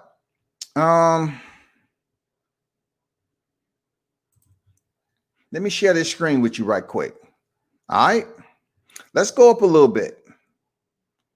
So this, people, right here is the MMA GOAT right there. Pound for pound, top. Let's go. Because if you watch my lives, I give you these pound for pound lists off the rip. Let's go to the women's pound for pound list. Number 1 is Amanda Nunez. She's the champion in 2 divisions, bantamweight and featherweight. Next is my girl Valentina Shevchenko. She is the flyweight champion, y'all. She has fought Amanda Nunez twice already and lost. But she is a motherfucking dog. She is a bad woman. She's improved her game, and I think it's only a matter of time before Dana White take her, set up a trilogy between Amanda Nunez and Valentina Shevchenko. I'm looking for black women now. I'm trying to tell you, pound for pound. Look at the list.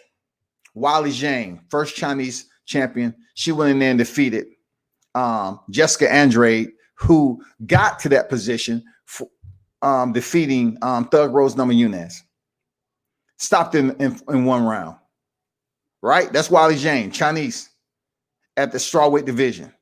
Thug Rose Nunez. She got to where she was, stardom, by shutting down Joanna Jędrzejczyk. We all seen what happened. She made it fucking personal. Thug Rose was there, reciting her prayer and everything. And she went in there and knocked her out in the first round. They had a rematch, 5-round decision. Facts. Jessica Andrade. They was calling her like the female Tyson. She did have her success in her career.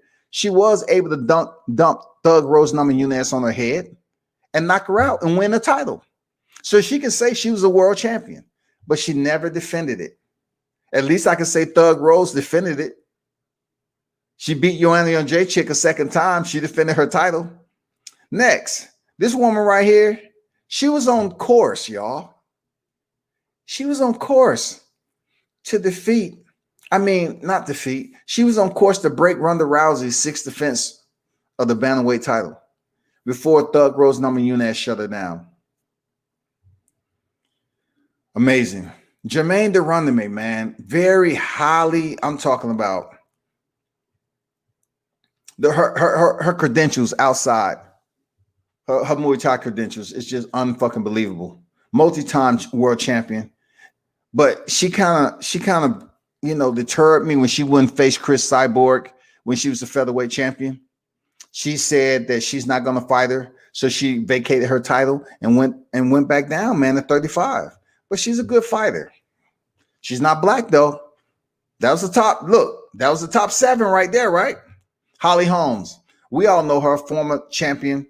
The kick heard all around the motherfucking world when she went in there and beat Ronda Rousey, shut her down, gave her first defeat. Yes, that was Holly Holmes, 18-time boxing champion. Absolutely. Aspen Ladd. Look, this is 9. No sisters. She's building her name up. Aspen Ladd, tough. She's building her name up. So is Caitlin Chudikin. She is coming off a fight. Very tough. Good wrestling game. Nina Azaroff, all these fighters. No need for me to go all the way down to the 15. But, even Claudia Cadelli has been in there with some of the best names. Juliana Pena, man, she left the sport. She had a baby. She came out of Ultimate Fighter. It was a lot of hype behind her name, and she got subbed out. She's been trying to work her way back up to the top. I think she just recently lost again. But anyway, to prove my point, out of this whole pound for pound list right here, no black women. None. Let's go over here to the strawweight division. No black women. Rose Nunez, Joanna Jędrzejczyk, all the way down. None in the top 15. Let's go over here to the flyweight division. Jessica Andrade, Caitlin Chudikin, Lauren Murphy, Cynthia Cavallo, Jennifer Meyer, Jessica I, Joanne Calderwood, Roxanne Modafferi. None of these are black women. None of them. Look, I've went through the pound for pound list. I went through the first 2 women's divisions, strawweight, flyweight. Let's go over here to the bantamweight division because that's where it stops for the women. This is where Amanda Nunez is champion, the bantamweight division, 135 pounds. Look at it. Durandame, Holly Holmes, Ladd, Pennington, Aldana, Pena, Vieira, Kustakaya, McMahon, Renal, Landsberg. No sisters. Now, you ask yourself, like, Claressa Shields going to come over here and make a name for herself outside the UFC so she can say, I picked up a championship in boxing and mixed martial arts. This is the creme de la creme right here.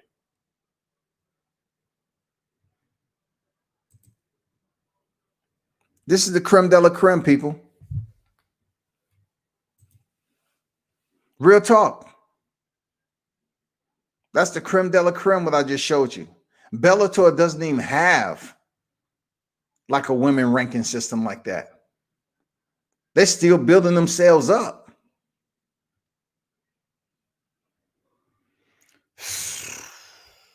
That shit's crazy, man. I don't know how she's gonna do it, man. I don't want to see any bullshit, you know, with this mixed martial arts shit. I don't want to see it. If you're gonna go over the mixed martial arts, lead the sport of boxing, work on your boxing and MMA, work on all the layers that you need to, because you will always be able to come back to boxing. Women's boxing women's boxing in the last 5 years ain't did shit that different than it's been. What has it done? Tell me, what have we seen in women's boxing that has elevated to the highest tier? Like, oh man, I want to see that women's fight take place. Who are we talking about with Claressa Shields? Like, she's the GOAT, right? So who are we going to want to match her up with? Like we talk about Terrence Crawford and Errol Spence. Who? She got to go see Hannah Gabriel if she want to unify the super welterweight division. Hannah Gabriel fight, you know, she's supposed to fight Raquel Miller. That would have been a good fight. Raquel Miller is the interim WBA, and Hannah Gabriel is the world WBA champion. But Claressa Shields has the Kari. The event was canceled. Now we have to wait for something else to take place with the women's fighting.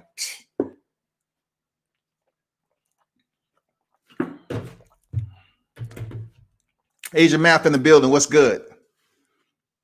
In street fights, we will lock a limb, then gator roll against the grain, instant stoppage. Look, I don't know. See, when you get that deep into gator rolling, and you get an individual that really don't know how to roll with it, and your shit tears, gator roll is fucking, oh my God, it's just vicious to someone who understands it. And then just say you catch a kick. Which way are you supposed to gator roll if you catch a kick? It can tear limbs. You know, you see it in World Wrestling Entertainment, how they gator roll all the time. But those guys rehearse that shit. But if you in the street and you throw a kick and somebody catch it and gator roll with your limb, they're gonna tear your shit up if you don't roll with them. Just like a heel hook, just like all that. You heel hook, you need to know which direction to roll to try to get out of it. So MMA is more combined discipline, different form, mixed martial arts. Don't know, so I'm trying to get better of understanding. It's mixed martial arts, absolutely. It combines multiple facets and discipline. Asia Matt, salute. Salute to you, bro. Appreciate you pulling up. The only black female MMA fighter I can think of right now up top is Angela Hill. Angela Hill. I didn't say it wasn't no black fighters. And I understand you just picking Angela Hill. I get it. I'm saying black women in general in different divisions. You don't see them spread out across divisions of mixed martial arts. They don't want that sport. They talk about how black women, no boo-boo, no boo, all that shit. You ain't doing that in mixed martial arts. Hold up, boo-boo. You know what I'm saying? No. People always say, oh, mean black woman, this, that, and the other. Listen, it's combat sports out there that can handle all that. You see more black women in track and field, basketball, shit like that. But you don't see them in mixed martial arts as much. You don't even see them in boxing a lot. You might see a sister here and there that's in the amateurs coming up to the boxing and certain professionals. But you don't see sisters, a lot of them taking up mixed martial arts. And I know you're probably saying to yourself, that was just the UFC. I'm telling you, you might see more black women in karate, taekwondo, and all those other standing. Yeah, of course. But when you're talking about BJJ, where you have to have somebody you know you're practicing with and remediating with over and over again, this body to body contact. You getting your hair messed up. I'm serious. You might think I'm bullshitting, but when you're rolling, you're sweating. They putting you in freaking submissions you got to get out of. That's messing up your hair. I don't think the sisters want to go through that. Real talk. What if they had I mean, come on, man. I'm not making fun of the situation. I'm saying, you think jiu-jitsu, your hair's not going to get touched? Yes, it is. So if you come in there and you got a certain hairstyle that you spent $350 for, you about to be upset. And I'm telling you, I just dropped a gem. That's probably one of the reasons you don't see sisters in BJJ like that. I'm being absolutely honest. If they got freaking natural hair, cool. Like, everybody can't have that nice, beautiful, natural fro like Angela Hill. I ain't gonna lie. Angela, I like that sexy hairstyle. It reminds me of that Diana Ross hairstyle back in the day. Everybody can't have Angela Hill hairdo, where she can just pick that shit out with a pick and that shit look funky. But when you're going in BJJ and you just say, you know what? I just went up here and spent 5 hours in a chair. I spent motherfucking $350 on a motherfucking hairdo. I'm not going to BJJ for a week. You cannot do that. You got to go right back in there to BJJ. You got to go put the mat time in. You think somebody gonna say, oh God, wow, I love your hair. So what we gonna work on today? Well, I just want to work on, just a little bit of wrist control. I want to work on side control and top, bottom mount, stuff like that. But I don't want to work on, any submission attempts. I don't want any of that because, I just got this shit. I just got that down right there. I spent $350 on it. 3.5 on this right here, girl. I got the colors in that too. The gi is blue. I got some blue in there. The belt is white. I got some white in that motherfucker. I'm ready. I'm telling you, that's why you don't see the sisters in BJJ, dog. That's one of the reasons right there. I ain't gonna lie. They might not want to hear it, but I'm telling you, people, that is a big reason why the sisters are not in BJJ. Because if they got weave, if they got some in their hair, and you have to work yourself out of submissions over and over again, it's gonna get rough. They're gonna walk up out that motherfucker and be like, Charlene, man, they fucked my head up. How much is it for me to get this shit, kind of touched up a little bit? I'm telling you, man. You're not gonna see it, bro. It's a reality. That shit is fact. Claressa might get mad at hearing that, but that's true. She wear her natural shit most of the time. Got it.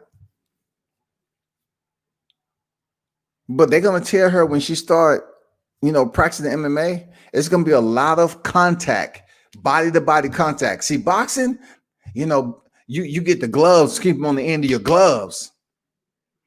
But MMA, you're gonna have to get in close. You're gonna have to really wrestle.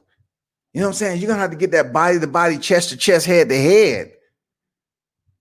You're gonna have to defend. You're gonna have to go down on your back, work yourself up to your feet continuously over and over again. That hair is gonna be fucked up. For real. What's good? What's good? Lance in the building. Salute, man. Oh man, you're right. I didn't even think about that, right?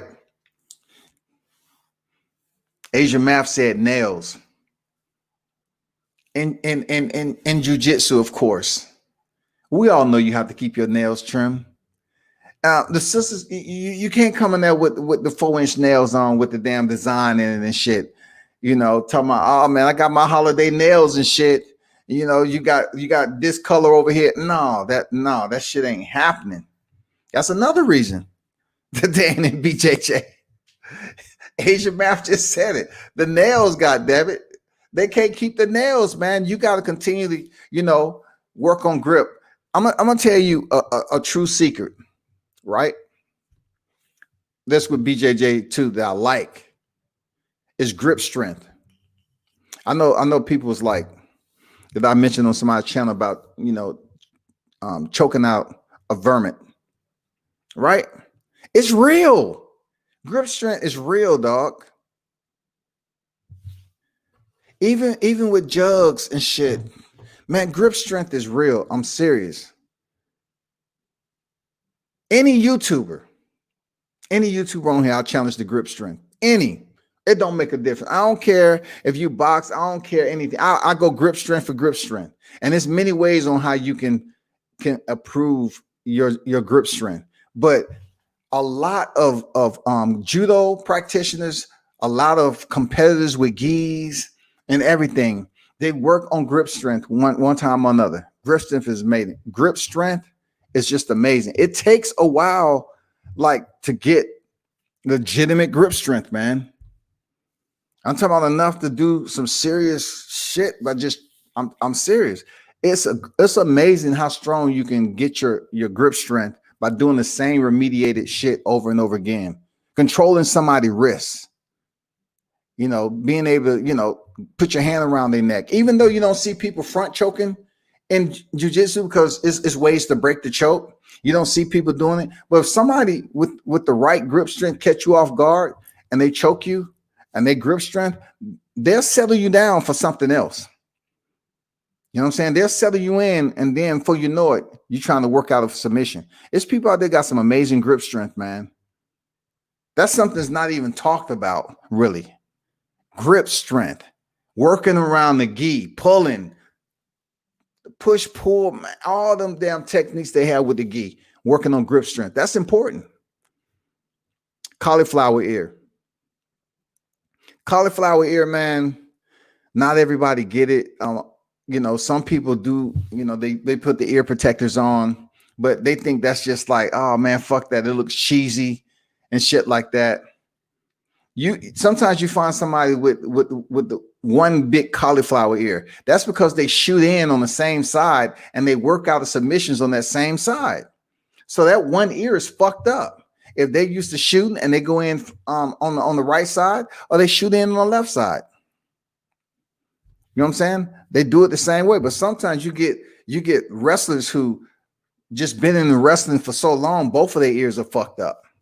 They've been in jiu-jitsu and whatever, been doing this for a long time. It don't matter what side they shoot in. It don't matter how many submissions they get out of it. They do it from either side. It don't make a difference. They got fucked up cauliflower ear. And there's no way you get rid of that shit either.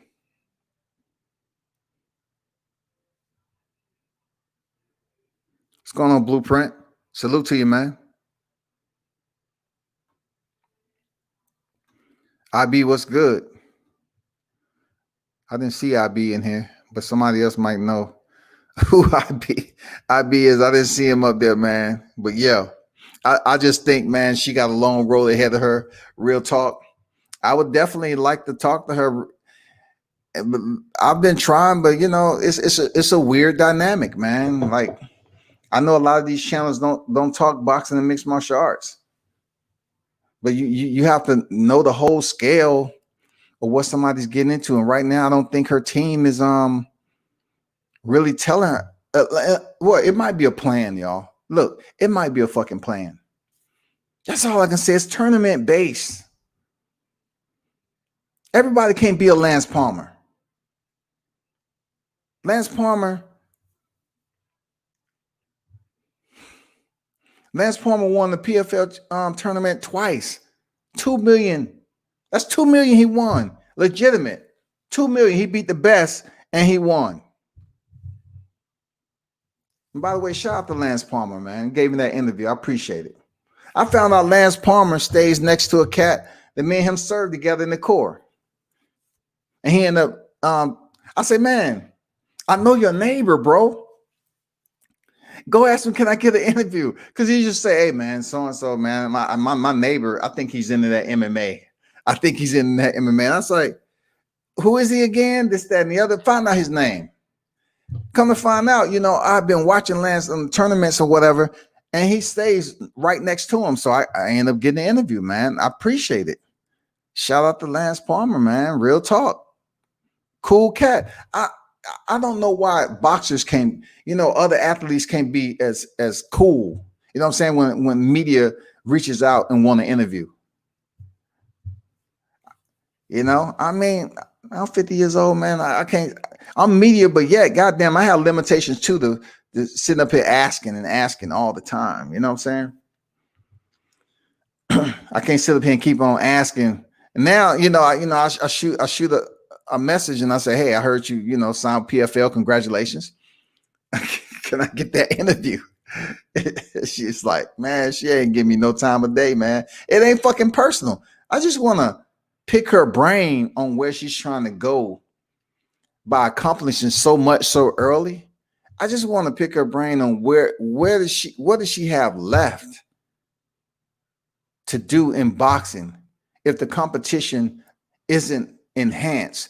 If you're not getting a filtration of new stars in the sport of women's boxing, how do Claressa Shields grow? How? Even with what she's been able to accomplish, yes, it is excellent. But then when you look at like the notable names, it's always going to be like, well, she was able to accomplish that. But once again, it's women's boxing. They fight in 2-minute rounds and 10 rounds max. Who can we look up? The Marvelous Marvin Hagler, Sugar Ray Leonard, the Tommy Hearns, Roberto Duran's, you know what I'm saying, the Mike Tysons. Who can we link up and compare? The Wilfred Benitez, Aaron Pryor's, Holyfields, Lennox Lewis. Who can we say in the women's boxing that we had some good matches like that?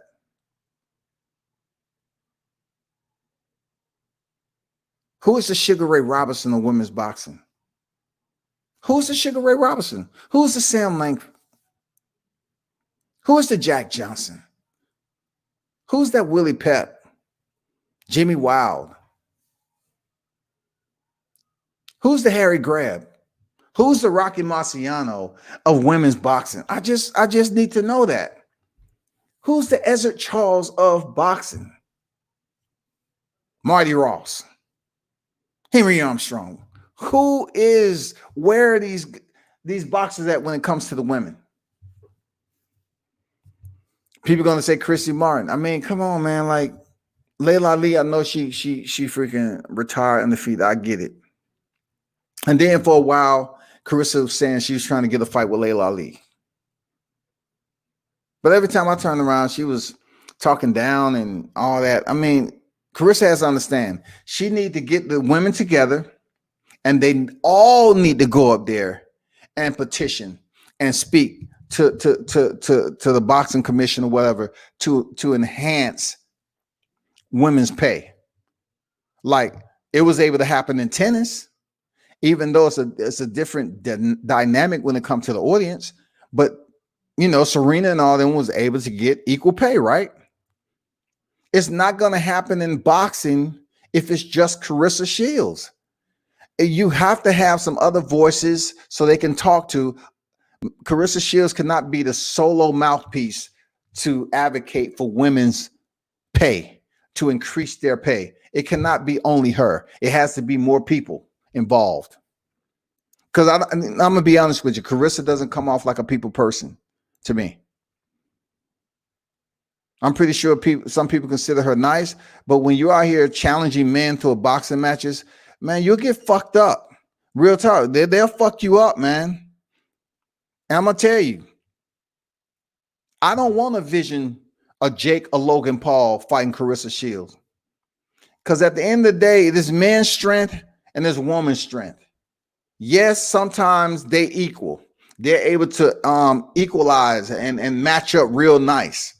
But a lot of times in this particular facet, if you put somebody in there with decent man strength, like decent man strength and boxing, just like we're seeing, let's just say it's Jake Paul. All right. And Claressa Shields in there. Let's just say it's Jake Paul and Claressa Shields. Now, let's take Nate Robinson boxing skills. Could Claressa Shields shine with Nate Robinson? I don't know. Nate Robinson played with guys. You know, he played with the trees of the NBA. So he's used to, you know, being in there, moving around bigger guys. I know boxing is not basketball, but I'm saying he's used to that, right? How would Nate Robinson fare against somebody like? She might have success with Nate Robinson because he looked terrible. He looked like he didn't know what the fuck he was doing. But for Jake Paul, obviously he's been trained in boxing. And if you think he still knows how to box, something's terribly wrong. Just because you know how to land the overhand right on Nate Robinson and then he knocks him out face down, that's nothing. But imagine Jake Paul in there with Claressa Shields.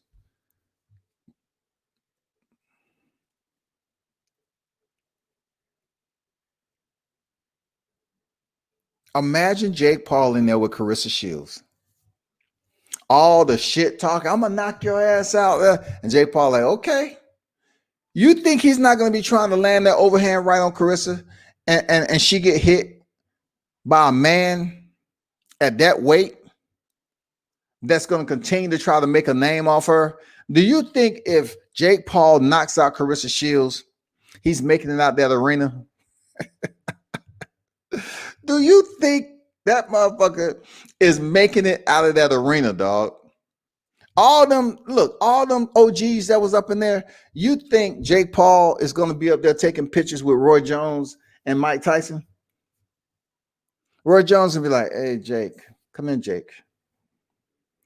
I know it's fucked up what you did to her, man. You know, she's a woman at the end of the day, Jake Paul. What were you thinking? Why did you do it like that? You knocked her out, stood over her. That's just a little bit too much. Why would you do that, Jake Paul?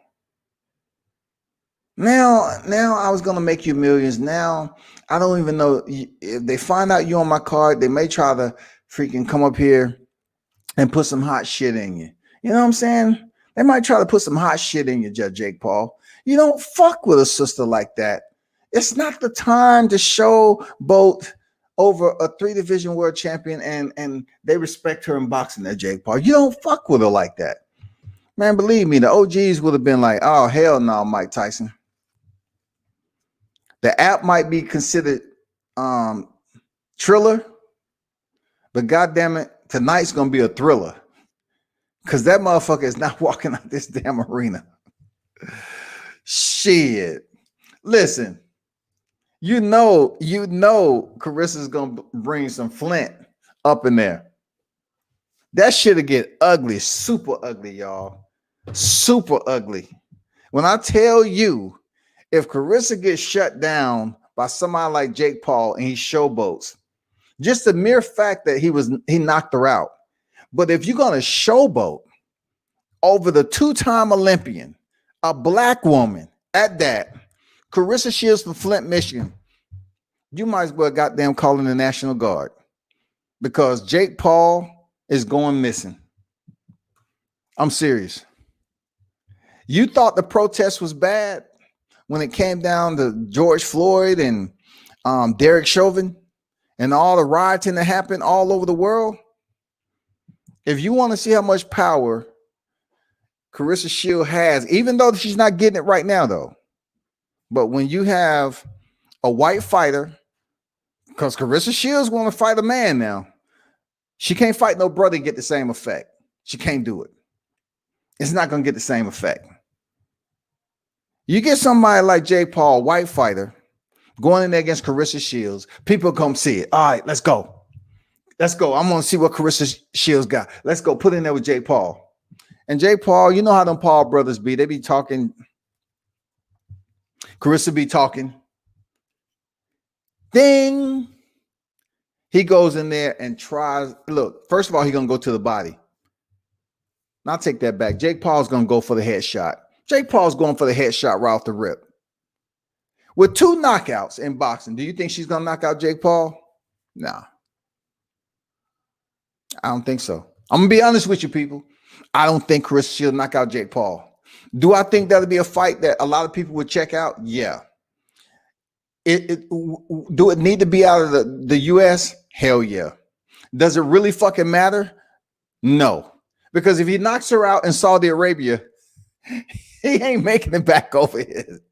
That time this motherfucker touched down. This motherfucker, yeah, cuz he back, cuz. He back, cuz. Yeah.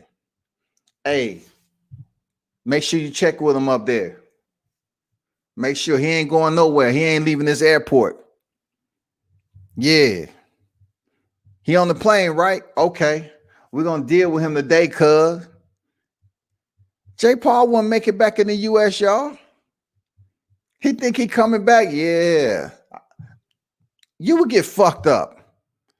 So please, Claressa, stop calling out men before they link you up with one of these YouTube stars. Stop doing.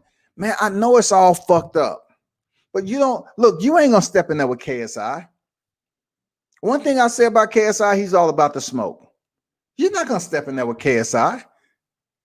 You're not going to do that shit. He's a YouTube star. He's done defeated Logan Paul.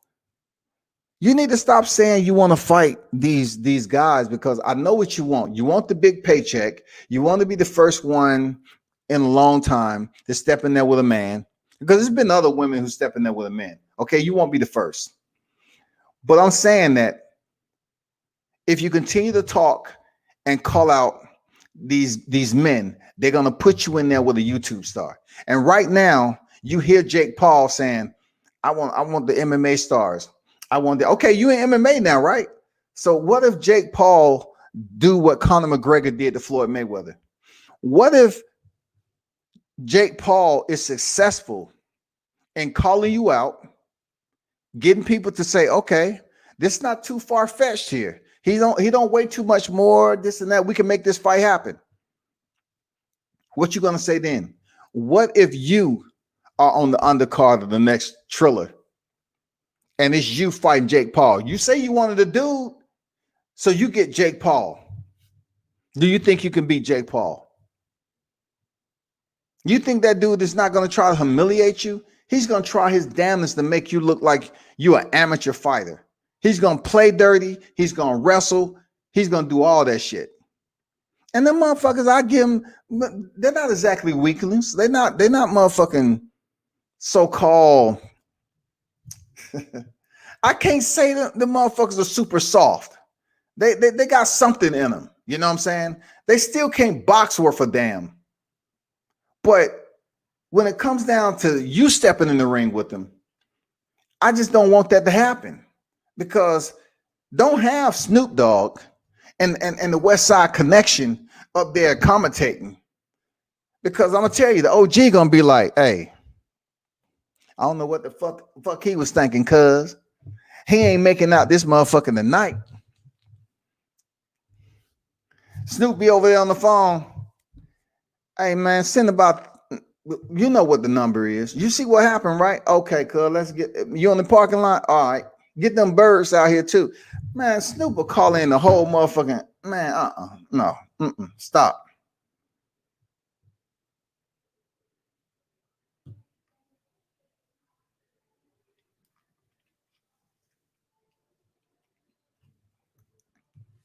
Ken in the building, what's good? Dion Washington, what's good, man? Tuscaloosa, stand up.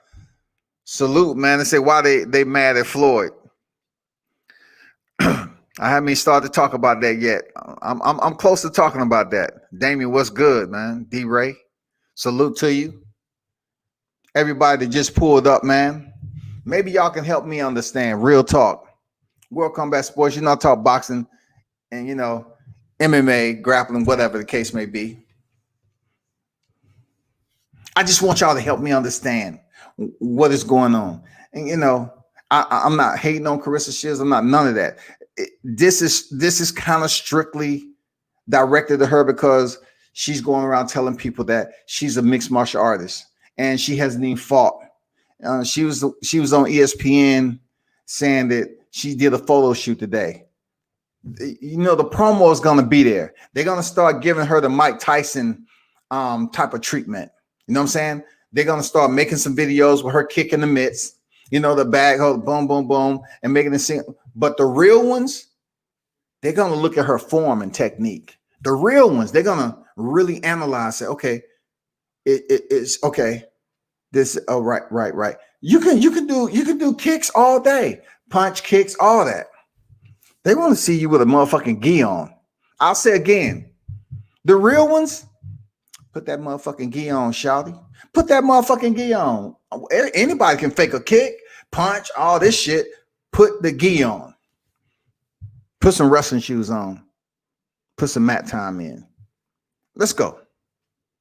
You can kick all day long and put a video up and act like the mitt holder or the bag holder can sit up here and act like you kicking the bag and you got this unbelievable kicking strength. Oh my God, she's excelling so quickly. And just like they did CM Punk. And you know what? They're going to expose you. It's going to be mixed martial artists say, yeah. They're going to start shaking their head. Come on. Come on there, T-Rex. Come on. We're going to tell you this is a different type of Jurassic Park. Put that motherfucking gi on. Go ahead. Ain't nobody going to sit up here and box with your ass. But you might have some mixed martial artists say, I'll box with her. Because boxing and MMA is different than boxing in the ring. Real talk. I'll box with her. Because with that boxing, they're going to set some up in between. Your mindset is going to be boom, boom, boom, combination after combination. But they're playing mixed martial artists. They might throw one punch, two punch, whatever, but it's all to set up something else. And you know how vindictive mixed martial artists can be? When they step in close to you, and I say, I know for a fact she haven't experienced a knee. Let me hit her with this flying knee right quick. Or let me get close to the clinch, push her up against the cage, and goddamn soften her up with some of these knees to the front and mid thigh. You know, the front and the side of that thigh. Let me tenderize that damn muscle, land some of these knees. Let me do some foot stomps right quick. You know what I'm saying? Let me introduce her to the motherfucking MMA the right way. What you gonna do when they foot stump your ass? Ouch! Oh shit! Motherfucker, stop! Ref, hey, ref. He's stumping my feet, and the ref gonna be like, "You in mixed martial arts there, T-Rex? Or what you expect? This mixed martial arts." So he can stomp my feet, right? I just got my nails done, all that shit. You trying to tell me he's stomping my feet? So if he stomped my feet, how am I supposed to move around?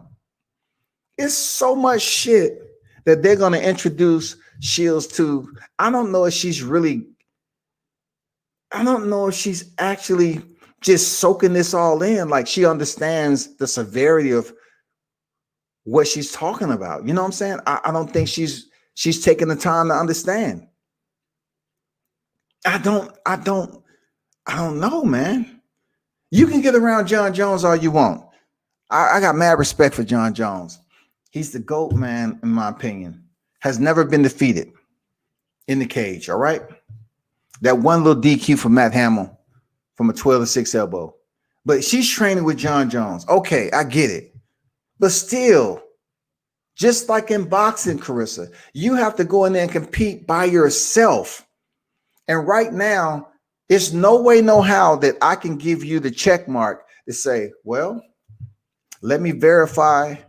I'm here to verify at World Combat Sports that Claressa is ready to step in the cage. I cannot give her that even with a year of training. Even with a year of training on how mixed martial arts has evolved to this date, I cannot give Claressa Shields that check mark. I can't give her the blue check mark, y'all. I can't say Claressa's ready to step in the motherfucking cage just because she trained a year.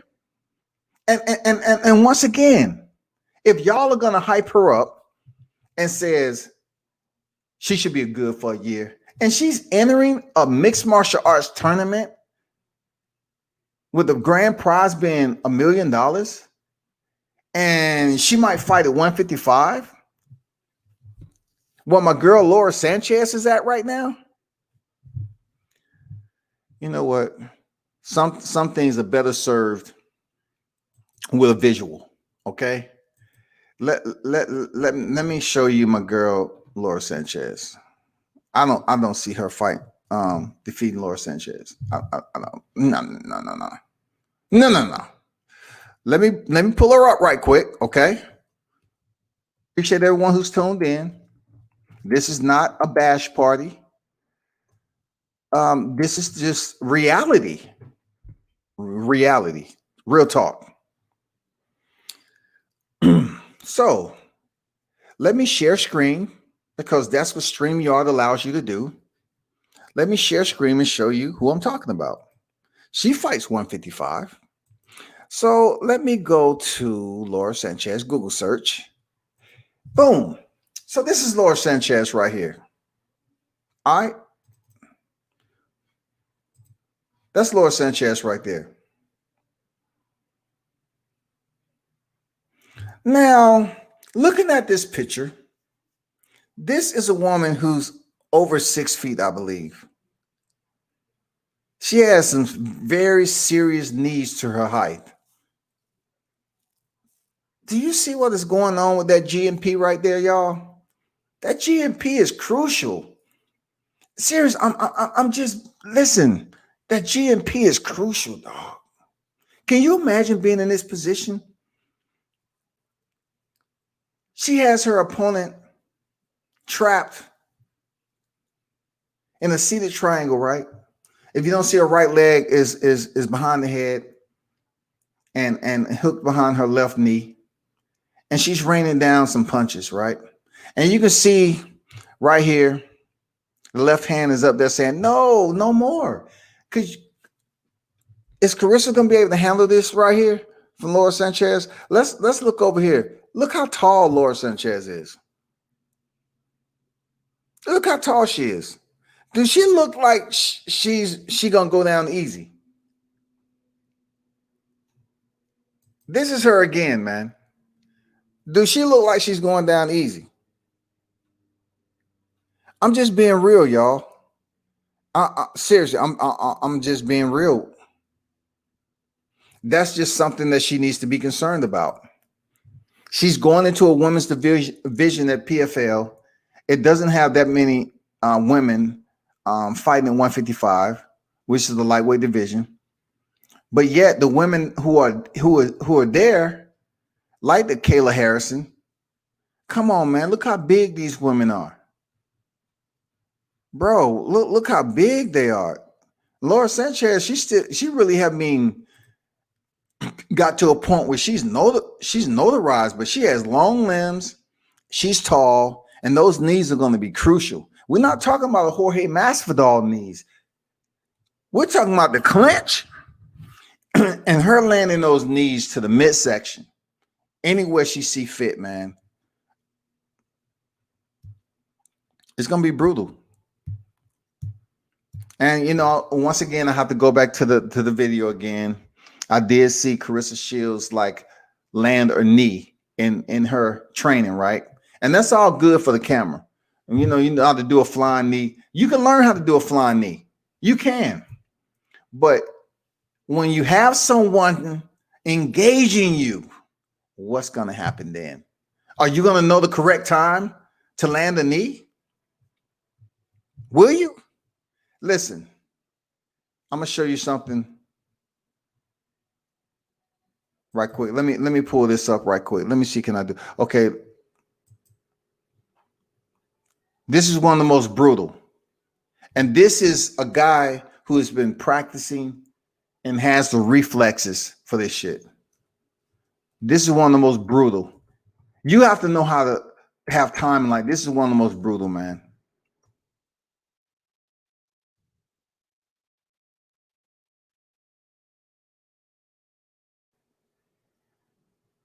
So let me bring this up for you right quick, because this is what I do. This is the one of the most brutal. I'm not saying it's the brutal. You know, Jorge Masvidal and Ben Askren was brutal, but this was brutal. It was career ending. I'm going to take you to the point of destruction. Just hold up.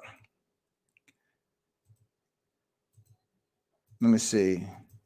I don't want it to be. Okay, here we go right here. And I like this guy, who took the knee, but it was just, oh man, it was bad. So I'm share screen right quick. Y'all check this out. It's one of the most brutal. It ended his career. It ended his career. To have timing like this is unfucking believable. So share screen. This is my man Michael Venom Page. Yes, my boy Douglas Lima did knock him out, but I want you to see this knee, this beautiful knee that he landed on Cyborg. Yes, he used to be the husband of Chris Cyborg, the female champion in Bellator right now. But this knee right here is one of the most amazing, well-timed knees you will ever see. Check this out. This is Michael Venom Page. Watch this now. Watch the reaction. Look how quick that was. Caved in his skull, y'all. It caved in his skull. Look at the knee now. He caught him coming in and caved in his skull, y'all. Look at him. This is a tough MMA fighter. He's kicking his legs like a kid because his head is fucking. Look at the reaction on that knee. That's a flying knee. You don't even know he's setting up. Look at that shit. He was heavy on the back leg. Boom.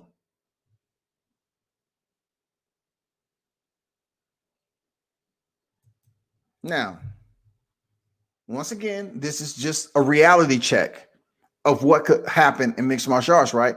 Let me show you something else on the aftermath of this, right? Just be patient with me. Let me show you the aftermath right quick.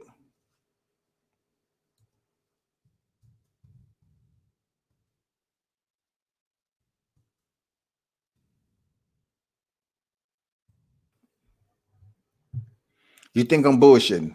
Watch this shit right here. This shit gonna fuck you up. You can't play mixed martial arts when you have elbows, knees, and all this shit. You can't play it. Look at this shit right here, though, y'all.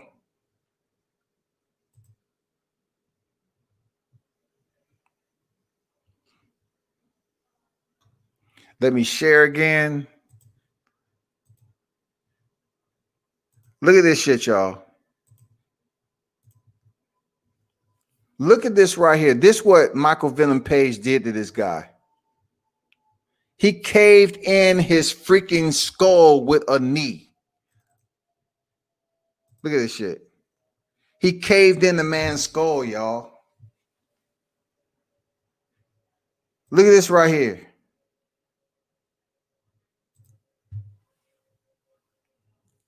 Let me find another picture.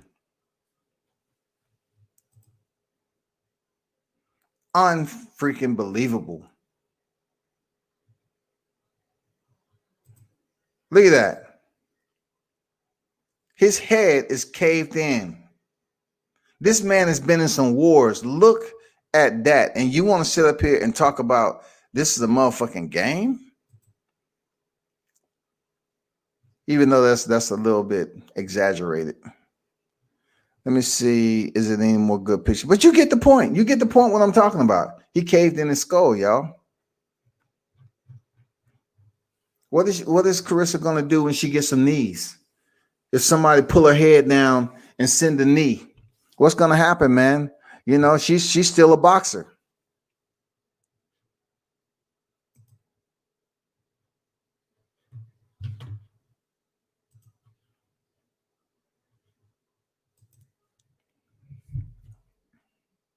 Asian man, what's good? Appreciate the donation, man. Real talk. Thank you for your support.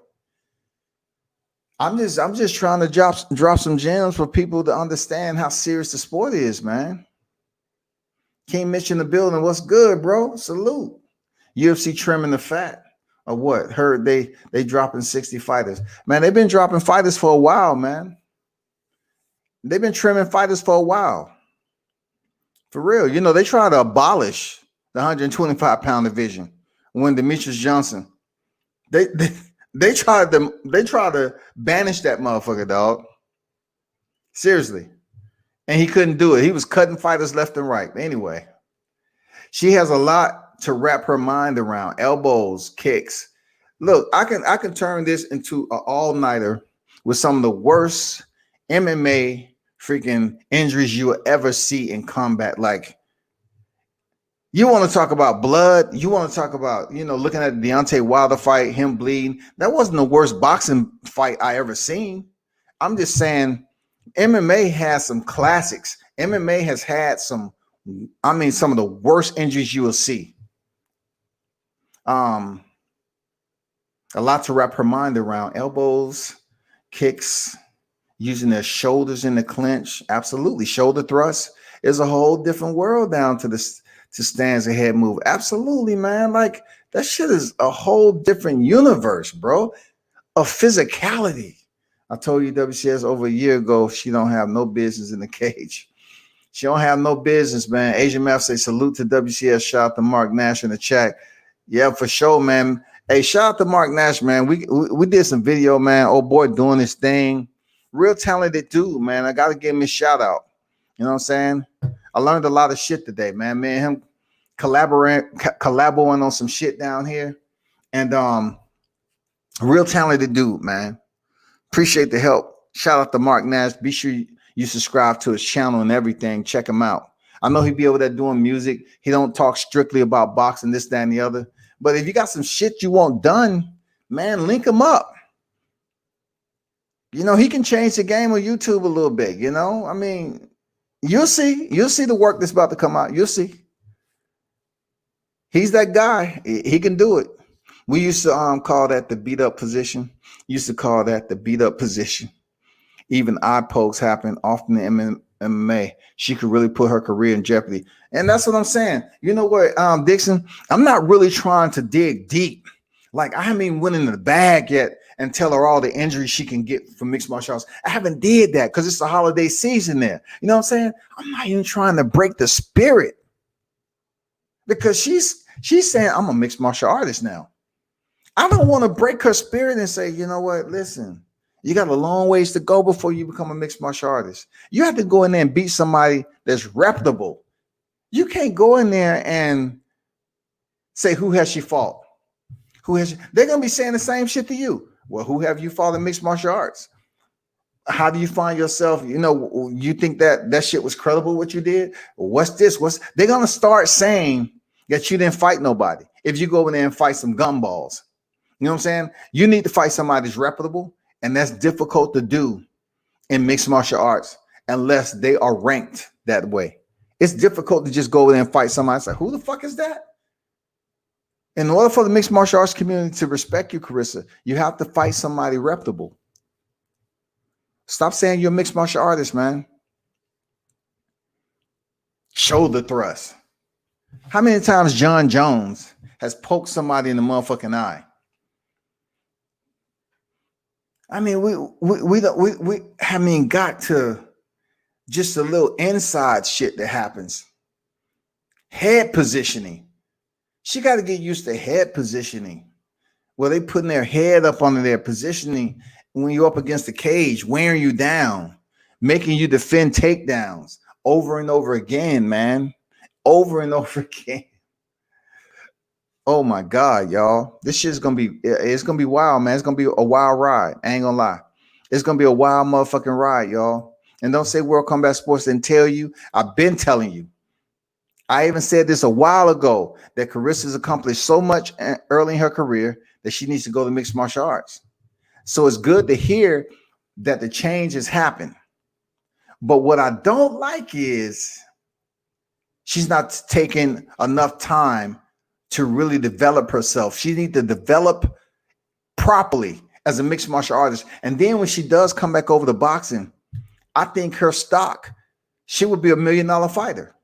If she does the mixed martial arts the correct way, she can potentially break the ceiling of women's boxing, and she may be able to get MMA and boxing to I don't know, get some voices to bring up the women's pay. She might be able to change some of the shit that's going on with women's boxing, but she can't do it herself. Real talk, people. Claressa can't do it herself. She can't. She can't do it. She doesn't have the tact to do it. I'm serious. She doesn't have the tact to do it.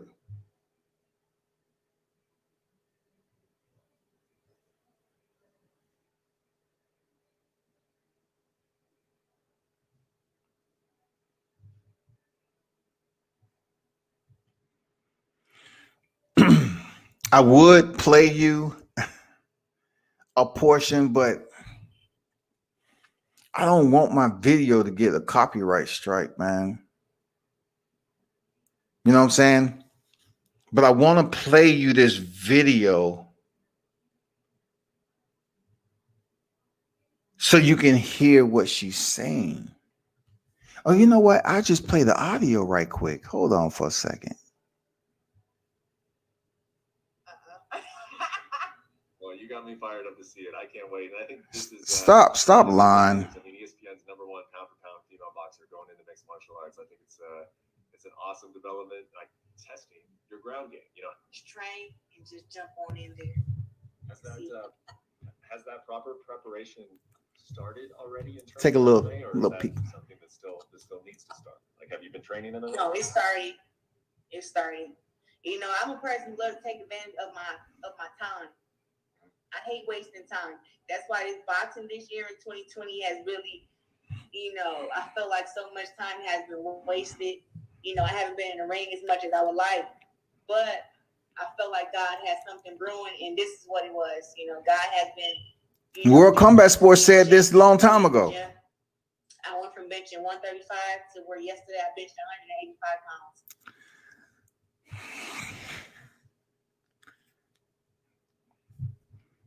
Claressa says she's benching 135 to 185 pounds. Once again, is that, Claressa, is that what we're looking for? You benching 185 pounds. So you saying you're close to benching 200 pounds? All of a sudden, you're going from 135. I want to see you lift that off the bar. I want to see you take that off on your own. I don't want no spot, no spot. If you benching 185 pounds, it's no spot, no hands touching, nothing. Take that shit, boom. Ease it down to the chest, up. Let's go. So I really put on some muscle. I'm leaner, I'm stronger. And it just was like, you know, God just kept telling me, like, just stay in the gym, even though I kept getting discouraged. Now check this out, though. She just had a fight that was called off, that she's supposed to go in there at 154 with the card. So how are you that much leaner right now? Man, come on, bro. Like, you don't pick up muscle like that. Because all my boxing matches were being canceled. I was being put on a back burner due to male networks. Male networks. I don't think she liked men too much. Seriously. I just had to just stay in the gym, and you know, God had this prepared for me. I don't think she liked. I don't think she liked us too much. In MMA, and still working with my promoter, Salita Promotions, who has had my back throughout everything, and had to come up with plan A, B, and C for boxing. I'm just, you know, happy that me and him will still be working together while I, you know, go on this journey to be a two sport, you know, star. So in 2021, do you think you'll be more of a boxer, or will you be more of a mixed martial artist? I mean, is it kind of split down the middle, or are you going, you know, the full MMA route next year? That's a good question, Mark. I'm still going to box and do MMA at the same time. She's going to box and do MMA. I'm boxing my sleep. That's not something I really have to worry about. Correct. But you can't do mixed martial arts in your sleep. Learning and just growing in MMA. So is one of them you can force you to be awake? Accept my mandatory challenges in boxing. You either put the time in now, or go to sleep in the cage. But I plan on having maybe 2 or 3 boxing matches and 2 to 3 MMA fights next year. What? And you gonna fight 6 times next year? MMA boxing? Girl, stop. Look, that's not even what. Girl, stop. Next year, right? You're just taking some kind of special one-off fights with PFL and MMA. Is that correct? Yeah, I'm not gonna be in the tournament next year. Okay. How many times? So she's not gonna be in the tournament next year for PFL. Exactly. Or 2021, excuse me. Yeah, I think I'll fight maybe 2 or 3 MMA matches next year. 2 or 3 in MMA and 2 or 3 in boxing. He's asking her twice because that's a lot. Yeah, busy, but like I said, Where your people at? nothing I can do in my sleep. Like I've had two fights. I think I fought November 17th, then I fought December 8th. So that was 3 weeks apart from each other, both 10 rounds of world championship fights. I went in there and destroyed both girls and came out without a scratch. So boxing, like I said, is just something I was born to do, and I've been doing it for so many years. I could just do it at any time. But MMA will take me some time, and that's why I said I'm not going to be in a tournament. But I'm hoping that I train hard enough and learn enough that by 2022 I can go for the $1 million. I've seen you say in other interviews in the past that you can throw some kicks, you know, that you've dabbled with that a little bit. How much obviously You can't dabble in mixed martial arts. Realm into MMA. A lot of people are going to be wondering, you know, and going to be testing your ground game. You know, how much have you wrestled? See, he's asking her not soft course.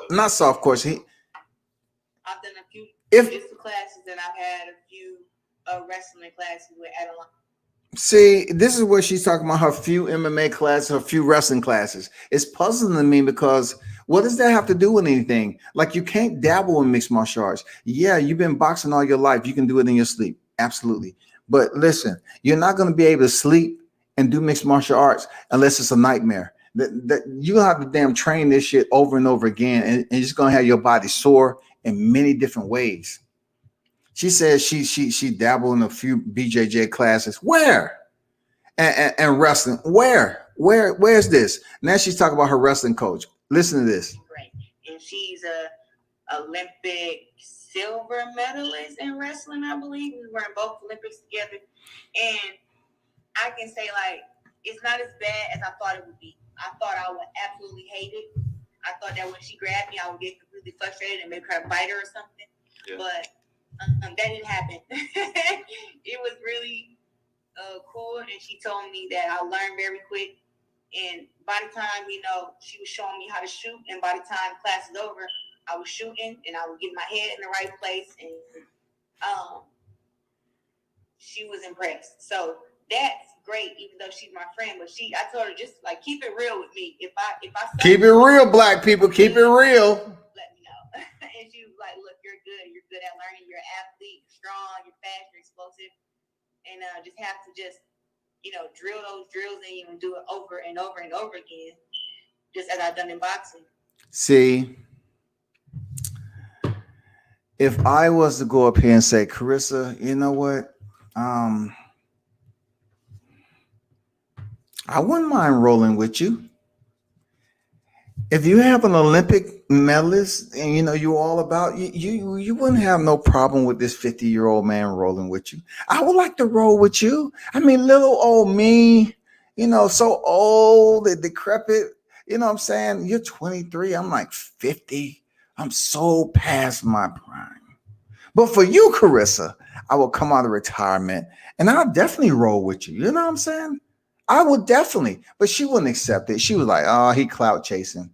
No, it doesn't have to be with nobody, no cameras, no nothing. I'm not clout chasing. I'm just saying it would be a pleasure to put the wrestling, the few wrestling classes that you got and the few BJJ classes, because I'm really learning. Like, when it comes to a man, men don't do that.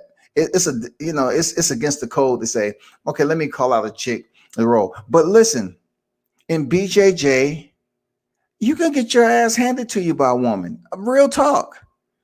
There's some badass women out here in wrestling, BJJ, even in mixed martial arts. They'll whoop your ass. Real talk. They'll whoop your ass. But in this scenario right here, with you having a few wrestling BJJ, it'll be good to, you know, kind of put some mat time in. It'll be good. It'll be awesome. You know, I mean, if your coach is lying to you, saying that you did good after a few wrestling classes and taught you how to shoot and whether to put your head in the right place, then now it comes down to you understanding when to shoot. When do you shoot? When? Because you're not gonna like she's probably teaching you to shoot and remediate over and over again. But then now you have to be patient enough to know when you shoot. You have to use your footwork. It's different than just boxing. You have to know when to shoot. Are you gonna go in for a double or single? You know how low you plan on getting. How are you gonna make entry? Let me see what else she got good to say. And then to see where I can go. And I've done some jiu-jitsu classes too, but I haven't got in there and done a full sparring, like the MMA sparring yet. No, but that is the. So she's done a few jiu-jitsu classes, and that's great. But you learn very minimal in a few jiu-jitsu classes. A few can be more than one. You know what I'm saying? A group of people is more than one. A few jiu-jitsu classes is more than one. So I really can't sit up here and say, okay, I give her the benefit of the doubt of going to a BJJ class and learning extensively a lot. No. BJJ, man, requires you to return and return and return and return and return. Remediate to the point where you get a feel of someone's body, even if your eyes are covered. You know what I'm saying? In the near future. What is your strategy in terms of how to get ready for an MMA fight? Like, do you want to go to like an MMA gym where they sort of have, there's some like kind of super gyms around the country where you can kind of get everything? See, what I like about this interview, he's asking her questions that are very tough questions, but he's asking her like they just having a dialogue. You know what I'm saying? I mean, not a dialogue, but he's asking her in a way that they're not harsh and very abrasive. He said, well, what do you do to get prepared for an MMA fight? He's asking some good questions. But if I was to ask those questions, it'd be like, what are you trying to say? What do you think I do? I do the same shit I do when I get ready for a boxing match. I do this and I do that. Let's go. Coach and all that, or do you want to kind of like learn almost in like different categories, like go train jiu-jitsu, go train wrestling? Like it's kind of like it's not like that. Like either one is super different, I guess, so to speak. But like, what is your strategy in terms of how to prepare? He's bullshitting. He know they different. My strategy is to just learn everything. Start trying to learn everything, like jiu-jitsu, the wrestling, and the kicks, and not just learning it to know it, but learning it and mixing it all together. You know what I mean? It's just like making a cake. You can't make a cake with just eggs. So you gotta have eggs. Oh, that shit was funny as shit. She say you can't make a cake with just eggs. Well, I'm gonna tell you like this: jiu-jitsu is not motherfucking cake. Goddamn it! Ask anybody who made it outside of white belt. Jiu-jitsu is not cake. It ain't cake. I get where she's coming from when she says she just want to learn everything. That's what everybody say. When you want to get into mixed martial arts, I want to learn everything. I get that shit. I get it, but take time away from talking about it. Start training it so you can understand it. And then when you get back on here, when they start putting you in front of the camera for promo, you would know a little bit more about what you're talking about. Right now, you're at the beginning stages. You're at the embryonic stages of language when it comes to mixed martial arts. Those of you that's tuning in, hopefully this is a learning experience for you that you just can't go up here and say, I'm a boxer and I'm going to change over the mixed martial arts. That shit don't work like that. I said this long time ago about Claressa. I said she needs to go to MMA. Now that she's committed to signing with the promotion, she's not going to do a tournament this year because she would get blasted. She shouldn't do a tournament in 2022 either, because the fighters that are competing in the tournament this year is going to be that much better next year, people. She just needs to train and isolate herself and visit some of these schools that they have some of the most elite professors in that school to teach. She just need to change levels, man. Claressa says she's going to do 3 MMA fights next year and 3 boxing matches. She's going to fight 6 times in 2021. Does any one of you all tuned in Believe that shit.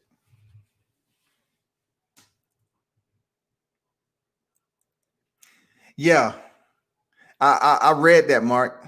Asia Math super chat. I appreciate it. You know what? Let me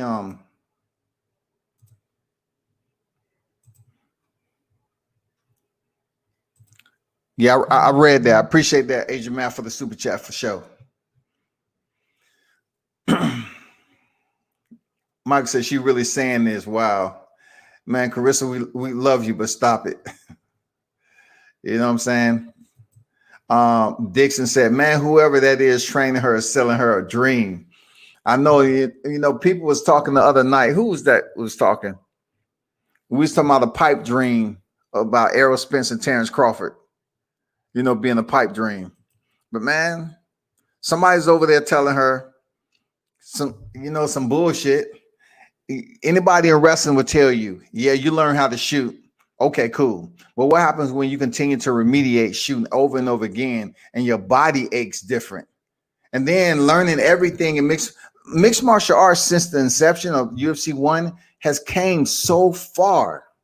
Like back in the day when someone was taken down, right?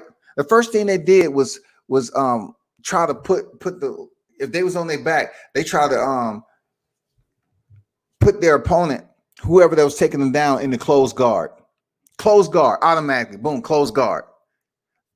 Now the sport has evolved so much that the whole system in a takedown is different from the person who's actually executing the takedown and the person who's being taken down. They have two different situations where they're trying to make. It's all about controlling the legs. The person that's going on their back, they're trying to put the opposition, the person who's taking them down, they're trying to control them right off the back. So they can put them in their guard. It's not necessarily going to be closed guard. Some people, you know, they land a certain way. They might be in a half guard or something like that. The easiest way for them to make it back up to their feet and not be put in a predicament. You know, a person who's taking it down, of course, it's within them to try to get a hold of the hips of the leg, to get in close and close distance. And then second is to avoid the legs. Avoid the legs at all costs. Legs are dangerous, for real. Avoid the legs at all costs while you're taking your opponent down. If you can take your opponent down and land in half guard, side control, whatever, side control, and you're able to do some work from there, he either work for a submission or work for some ground and pound from the top position. That's what you do. You know what I'm saying? But you're not trying to land in somebody's guard. It makes it that much difficult for you to get out their guard and then guard pass to try to work towards a more dominant position. You don't want to do all that work. You want to get the takedown and do less work outside of their guard. And then now you can start working for submissions or punches or whatever.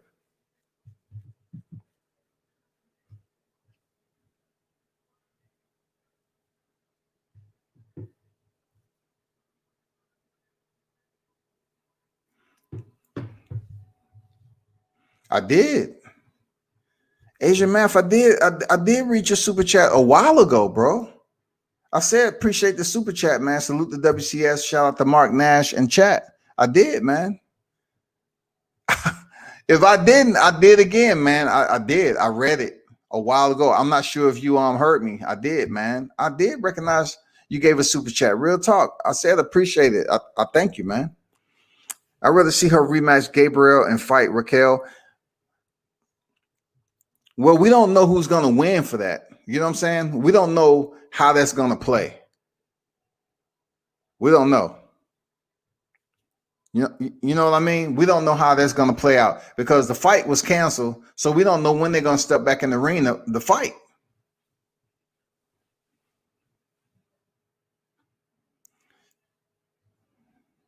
You ain't ready and I am from where she's from. Oh, she ain't ready. And you from where she's from. One training session with at the Gracie gym, I think she would change her mind. That's if she's willing to be humble enough to go to the Gracies. You know what I'm saying? That's if she's ready to be humbled. I don't know, bro. She's gonna fight 6 times and burn herself out within 2 fights. She says she's gonna fight 3 MMA, 3 boxing. That if she's able to run that gauntlet and say, okay, I'm heading to a boxing match, make weight, boom, and then she comes over here and fight MMA. If she's able to basically handle that dynamic and switching sports and stay in rhythm and be successful, that means she would have picked up a total of 6 wins. 6 wins. Now, I will have to sit back. I will have to lean back like Fat Joe. I will have to lean back and say, God damn, Claressa, that shit was bad. For real. You smoked up 2021. If she's able to do 3 boxing matches and 3 MMA matches and get 6 wins, I'm saying to myself, God damn, she bad.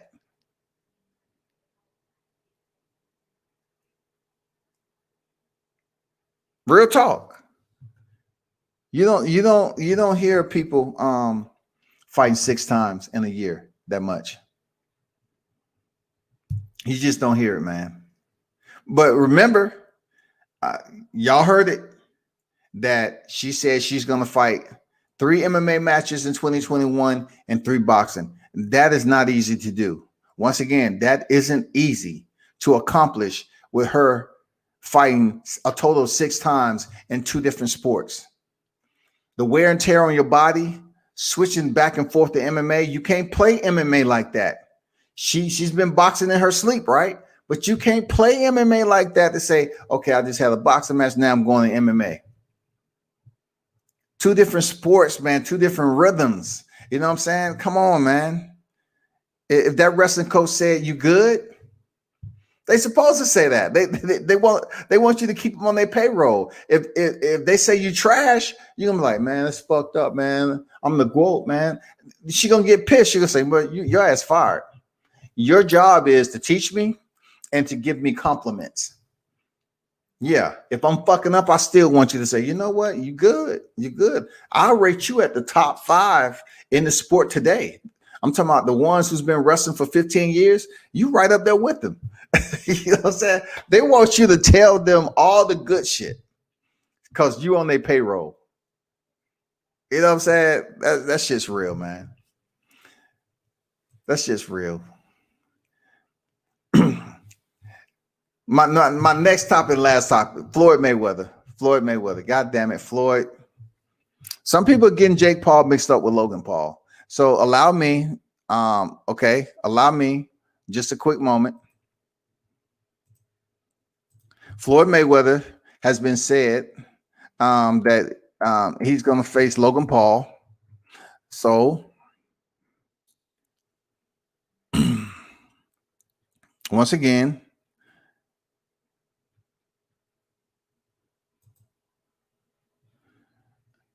I'm going to pull up the article and let you know what I'm talking about. Okay.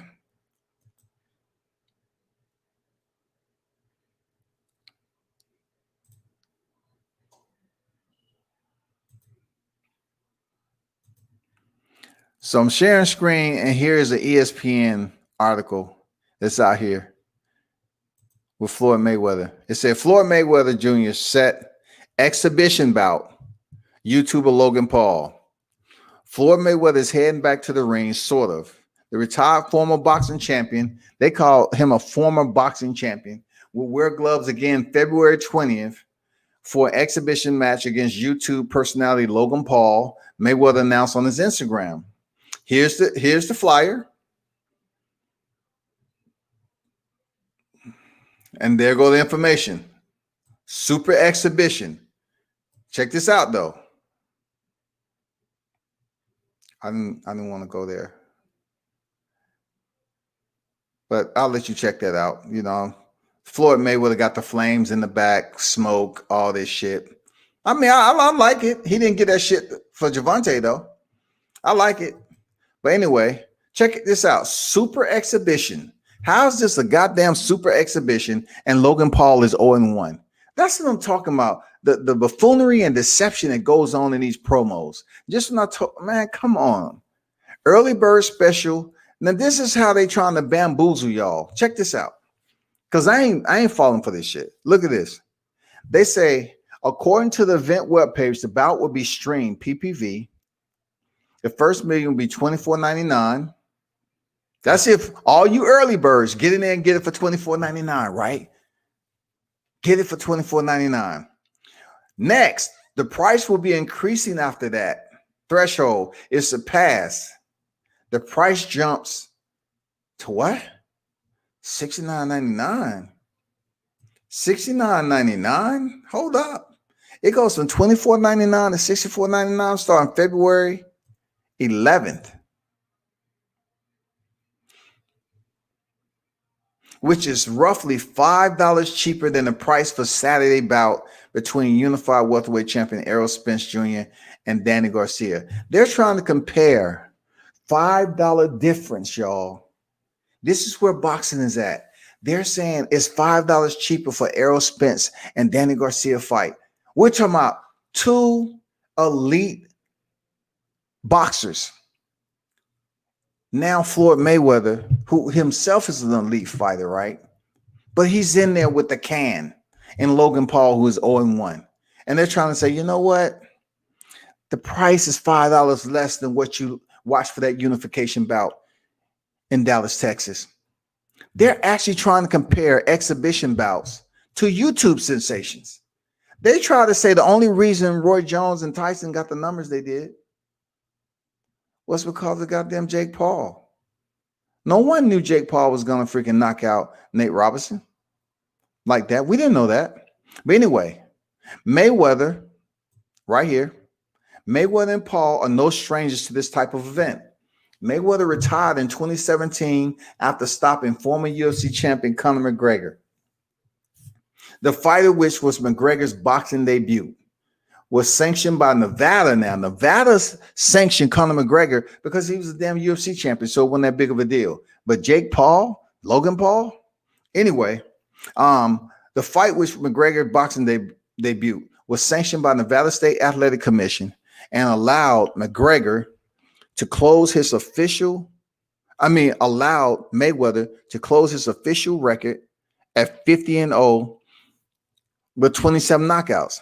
Mayweather also fought kickboxer Tenshin Nashikawa on New Year's Eve 2018 in an exhibition bout that reportedly netted him $9 million. $9 million over there in Japan, deep pockets. In November 2019, Paul fought another YouTube personality named KSI in a 6-round bout sanctioned by the Nevada State Athletic Commission and promoted by Matchroom. KSI won a split decision. Logan Paul is the brother of Jake Paul, who most recently knocked out former NBA player Nate Robinson on the undercard of the Mike Tyson Roy Jones Jr. exhibition. November 28, Jake Paul officially has a 2-0 record with 2 knockouts. And there you have it, people. Floyd Mayweather is about to step in there and give Logan Paul an opportunity to grace the square. What is up with these Paul brothers, man? How are they able to be successful with doing something some of these boxers would never be able to do in their boxing career? Jake Paul was able to grace the square on the same card as Tyson Roy. Now Logan Paul gets to step in the ring with Floyd Mayweather. Damn, dog. What the fuck is boxing doing? Look, matter of fact, we all know what Floyd's doing. Floyd's going for the bag. But how are these YouTube personalities like the Paul brothers being able to step and jump the line and get in there with some notable fighters, elite boxers that we respect? That's unbelievable, man, that they have been able to do that shit, y'all. Seriously. He said all sales are final, no refund. I ain't no refund, y'all. No refund. You know what I'm saying? All that shit is bullshit. Man, they got damn catering to these motherfuckers, dog. You know what I'm saying? I don't know how the Paul brothers are able to do it, but once again, it might be, once again, Floyd is picking another white fighter. He put Conor McGregor. And that's Floyd would never look. I'm gonna tell you, it's rare that Floyd's gonna pick a brother to go in there and do. Floyd's gonna say, "No, you got to be an elite. I ain't trying to find an elite, but I can get somebody like Paul, who's a YouTube personality, and get him in here." Yeah, Floyd's all about the money. We know that.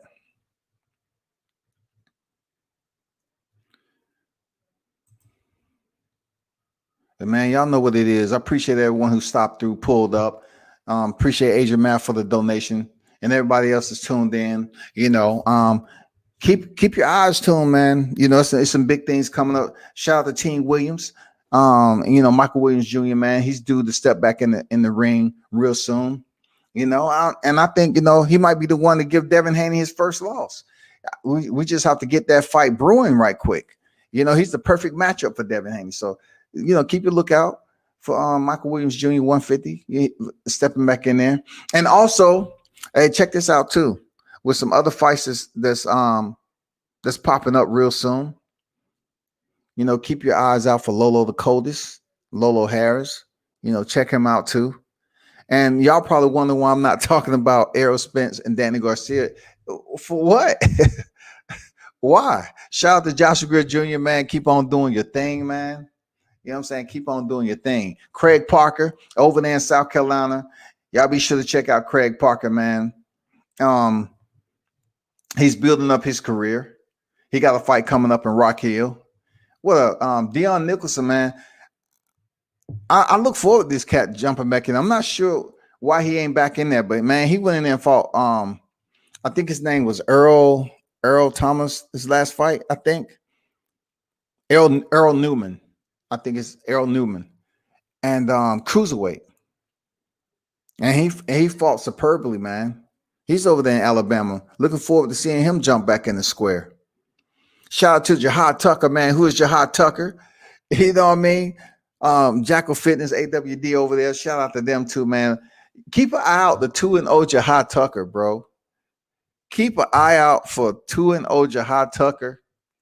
Dude isn't afraid. If you watch this last fight, old boy tried to damn send him one, man. Try to sneak punch him right off the rip, man. Jahad ducked up under that motherfucker and said, "Okay, let's go to work. Let's get it." Also, I want to give a shout out to Vito Mielnicki, man. He went and got another win, welterweight.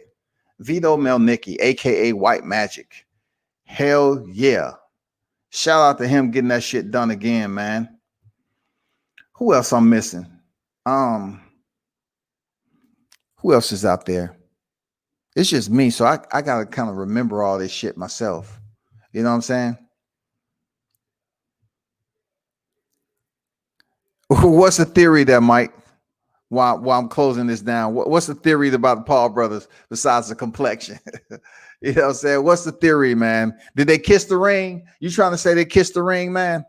Because they just got their place rated when the pandemic was going on. Who else is out there? I forgot. Shout out to Lance Palmer. Salute to you. Hannah Gabriel. Appreciate the interview recently. You know what I mean? Hopefully Claressa Shears, you was tuned in tonight. I'm still looking for that drop. Let me get that drop. You know what I'm saying? Join WCS on YouTube so we can talk it out, have a sensible conversation. It's all good. Who else is out here, man? Shout out to everybody that was in the live chat today. I appreciate the donation from Asia Math. Frame that. Asia Math gave a donation. Appreciate the donation, big dog. He gave me and Mark Nash a shout out. I got to give Mark Nash, man, very talented cat, man. Appreciate the work today. Look forward to seeing that for real. And y'all be sure to check out Mark Nash. He's a talented cat, man. Check him out. Yeah. He put the hand up there and said, yeah, shh. Yeah, I got you, man. Who else is on? It seems like I'm forgetting somebody, man. There's so many fighters that's coming up. But shout out to a brand new year on the horizon, man. 2021. I need for y'all to sub to the channel, man, so we can get these subscribers up. You know what I'm saying? I need for y'all to support the channel. Tune in to worldcombatsports.com. You know what I'm saying? Facebook, Twitter, all that. IG, of course, YouTube. You know what I'm saying? Support your boy. Turn up and tune in to World Combat Sports, man.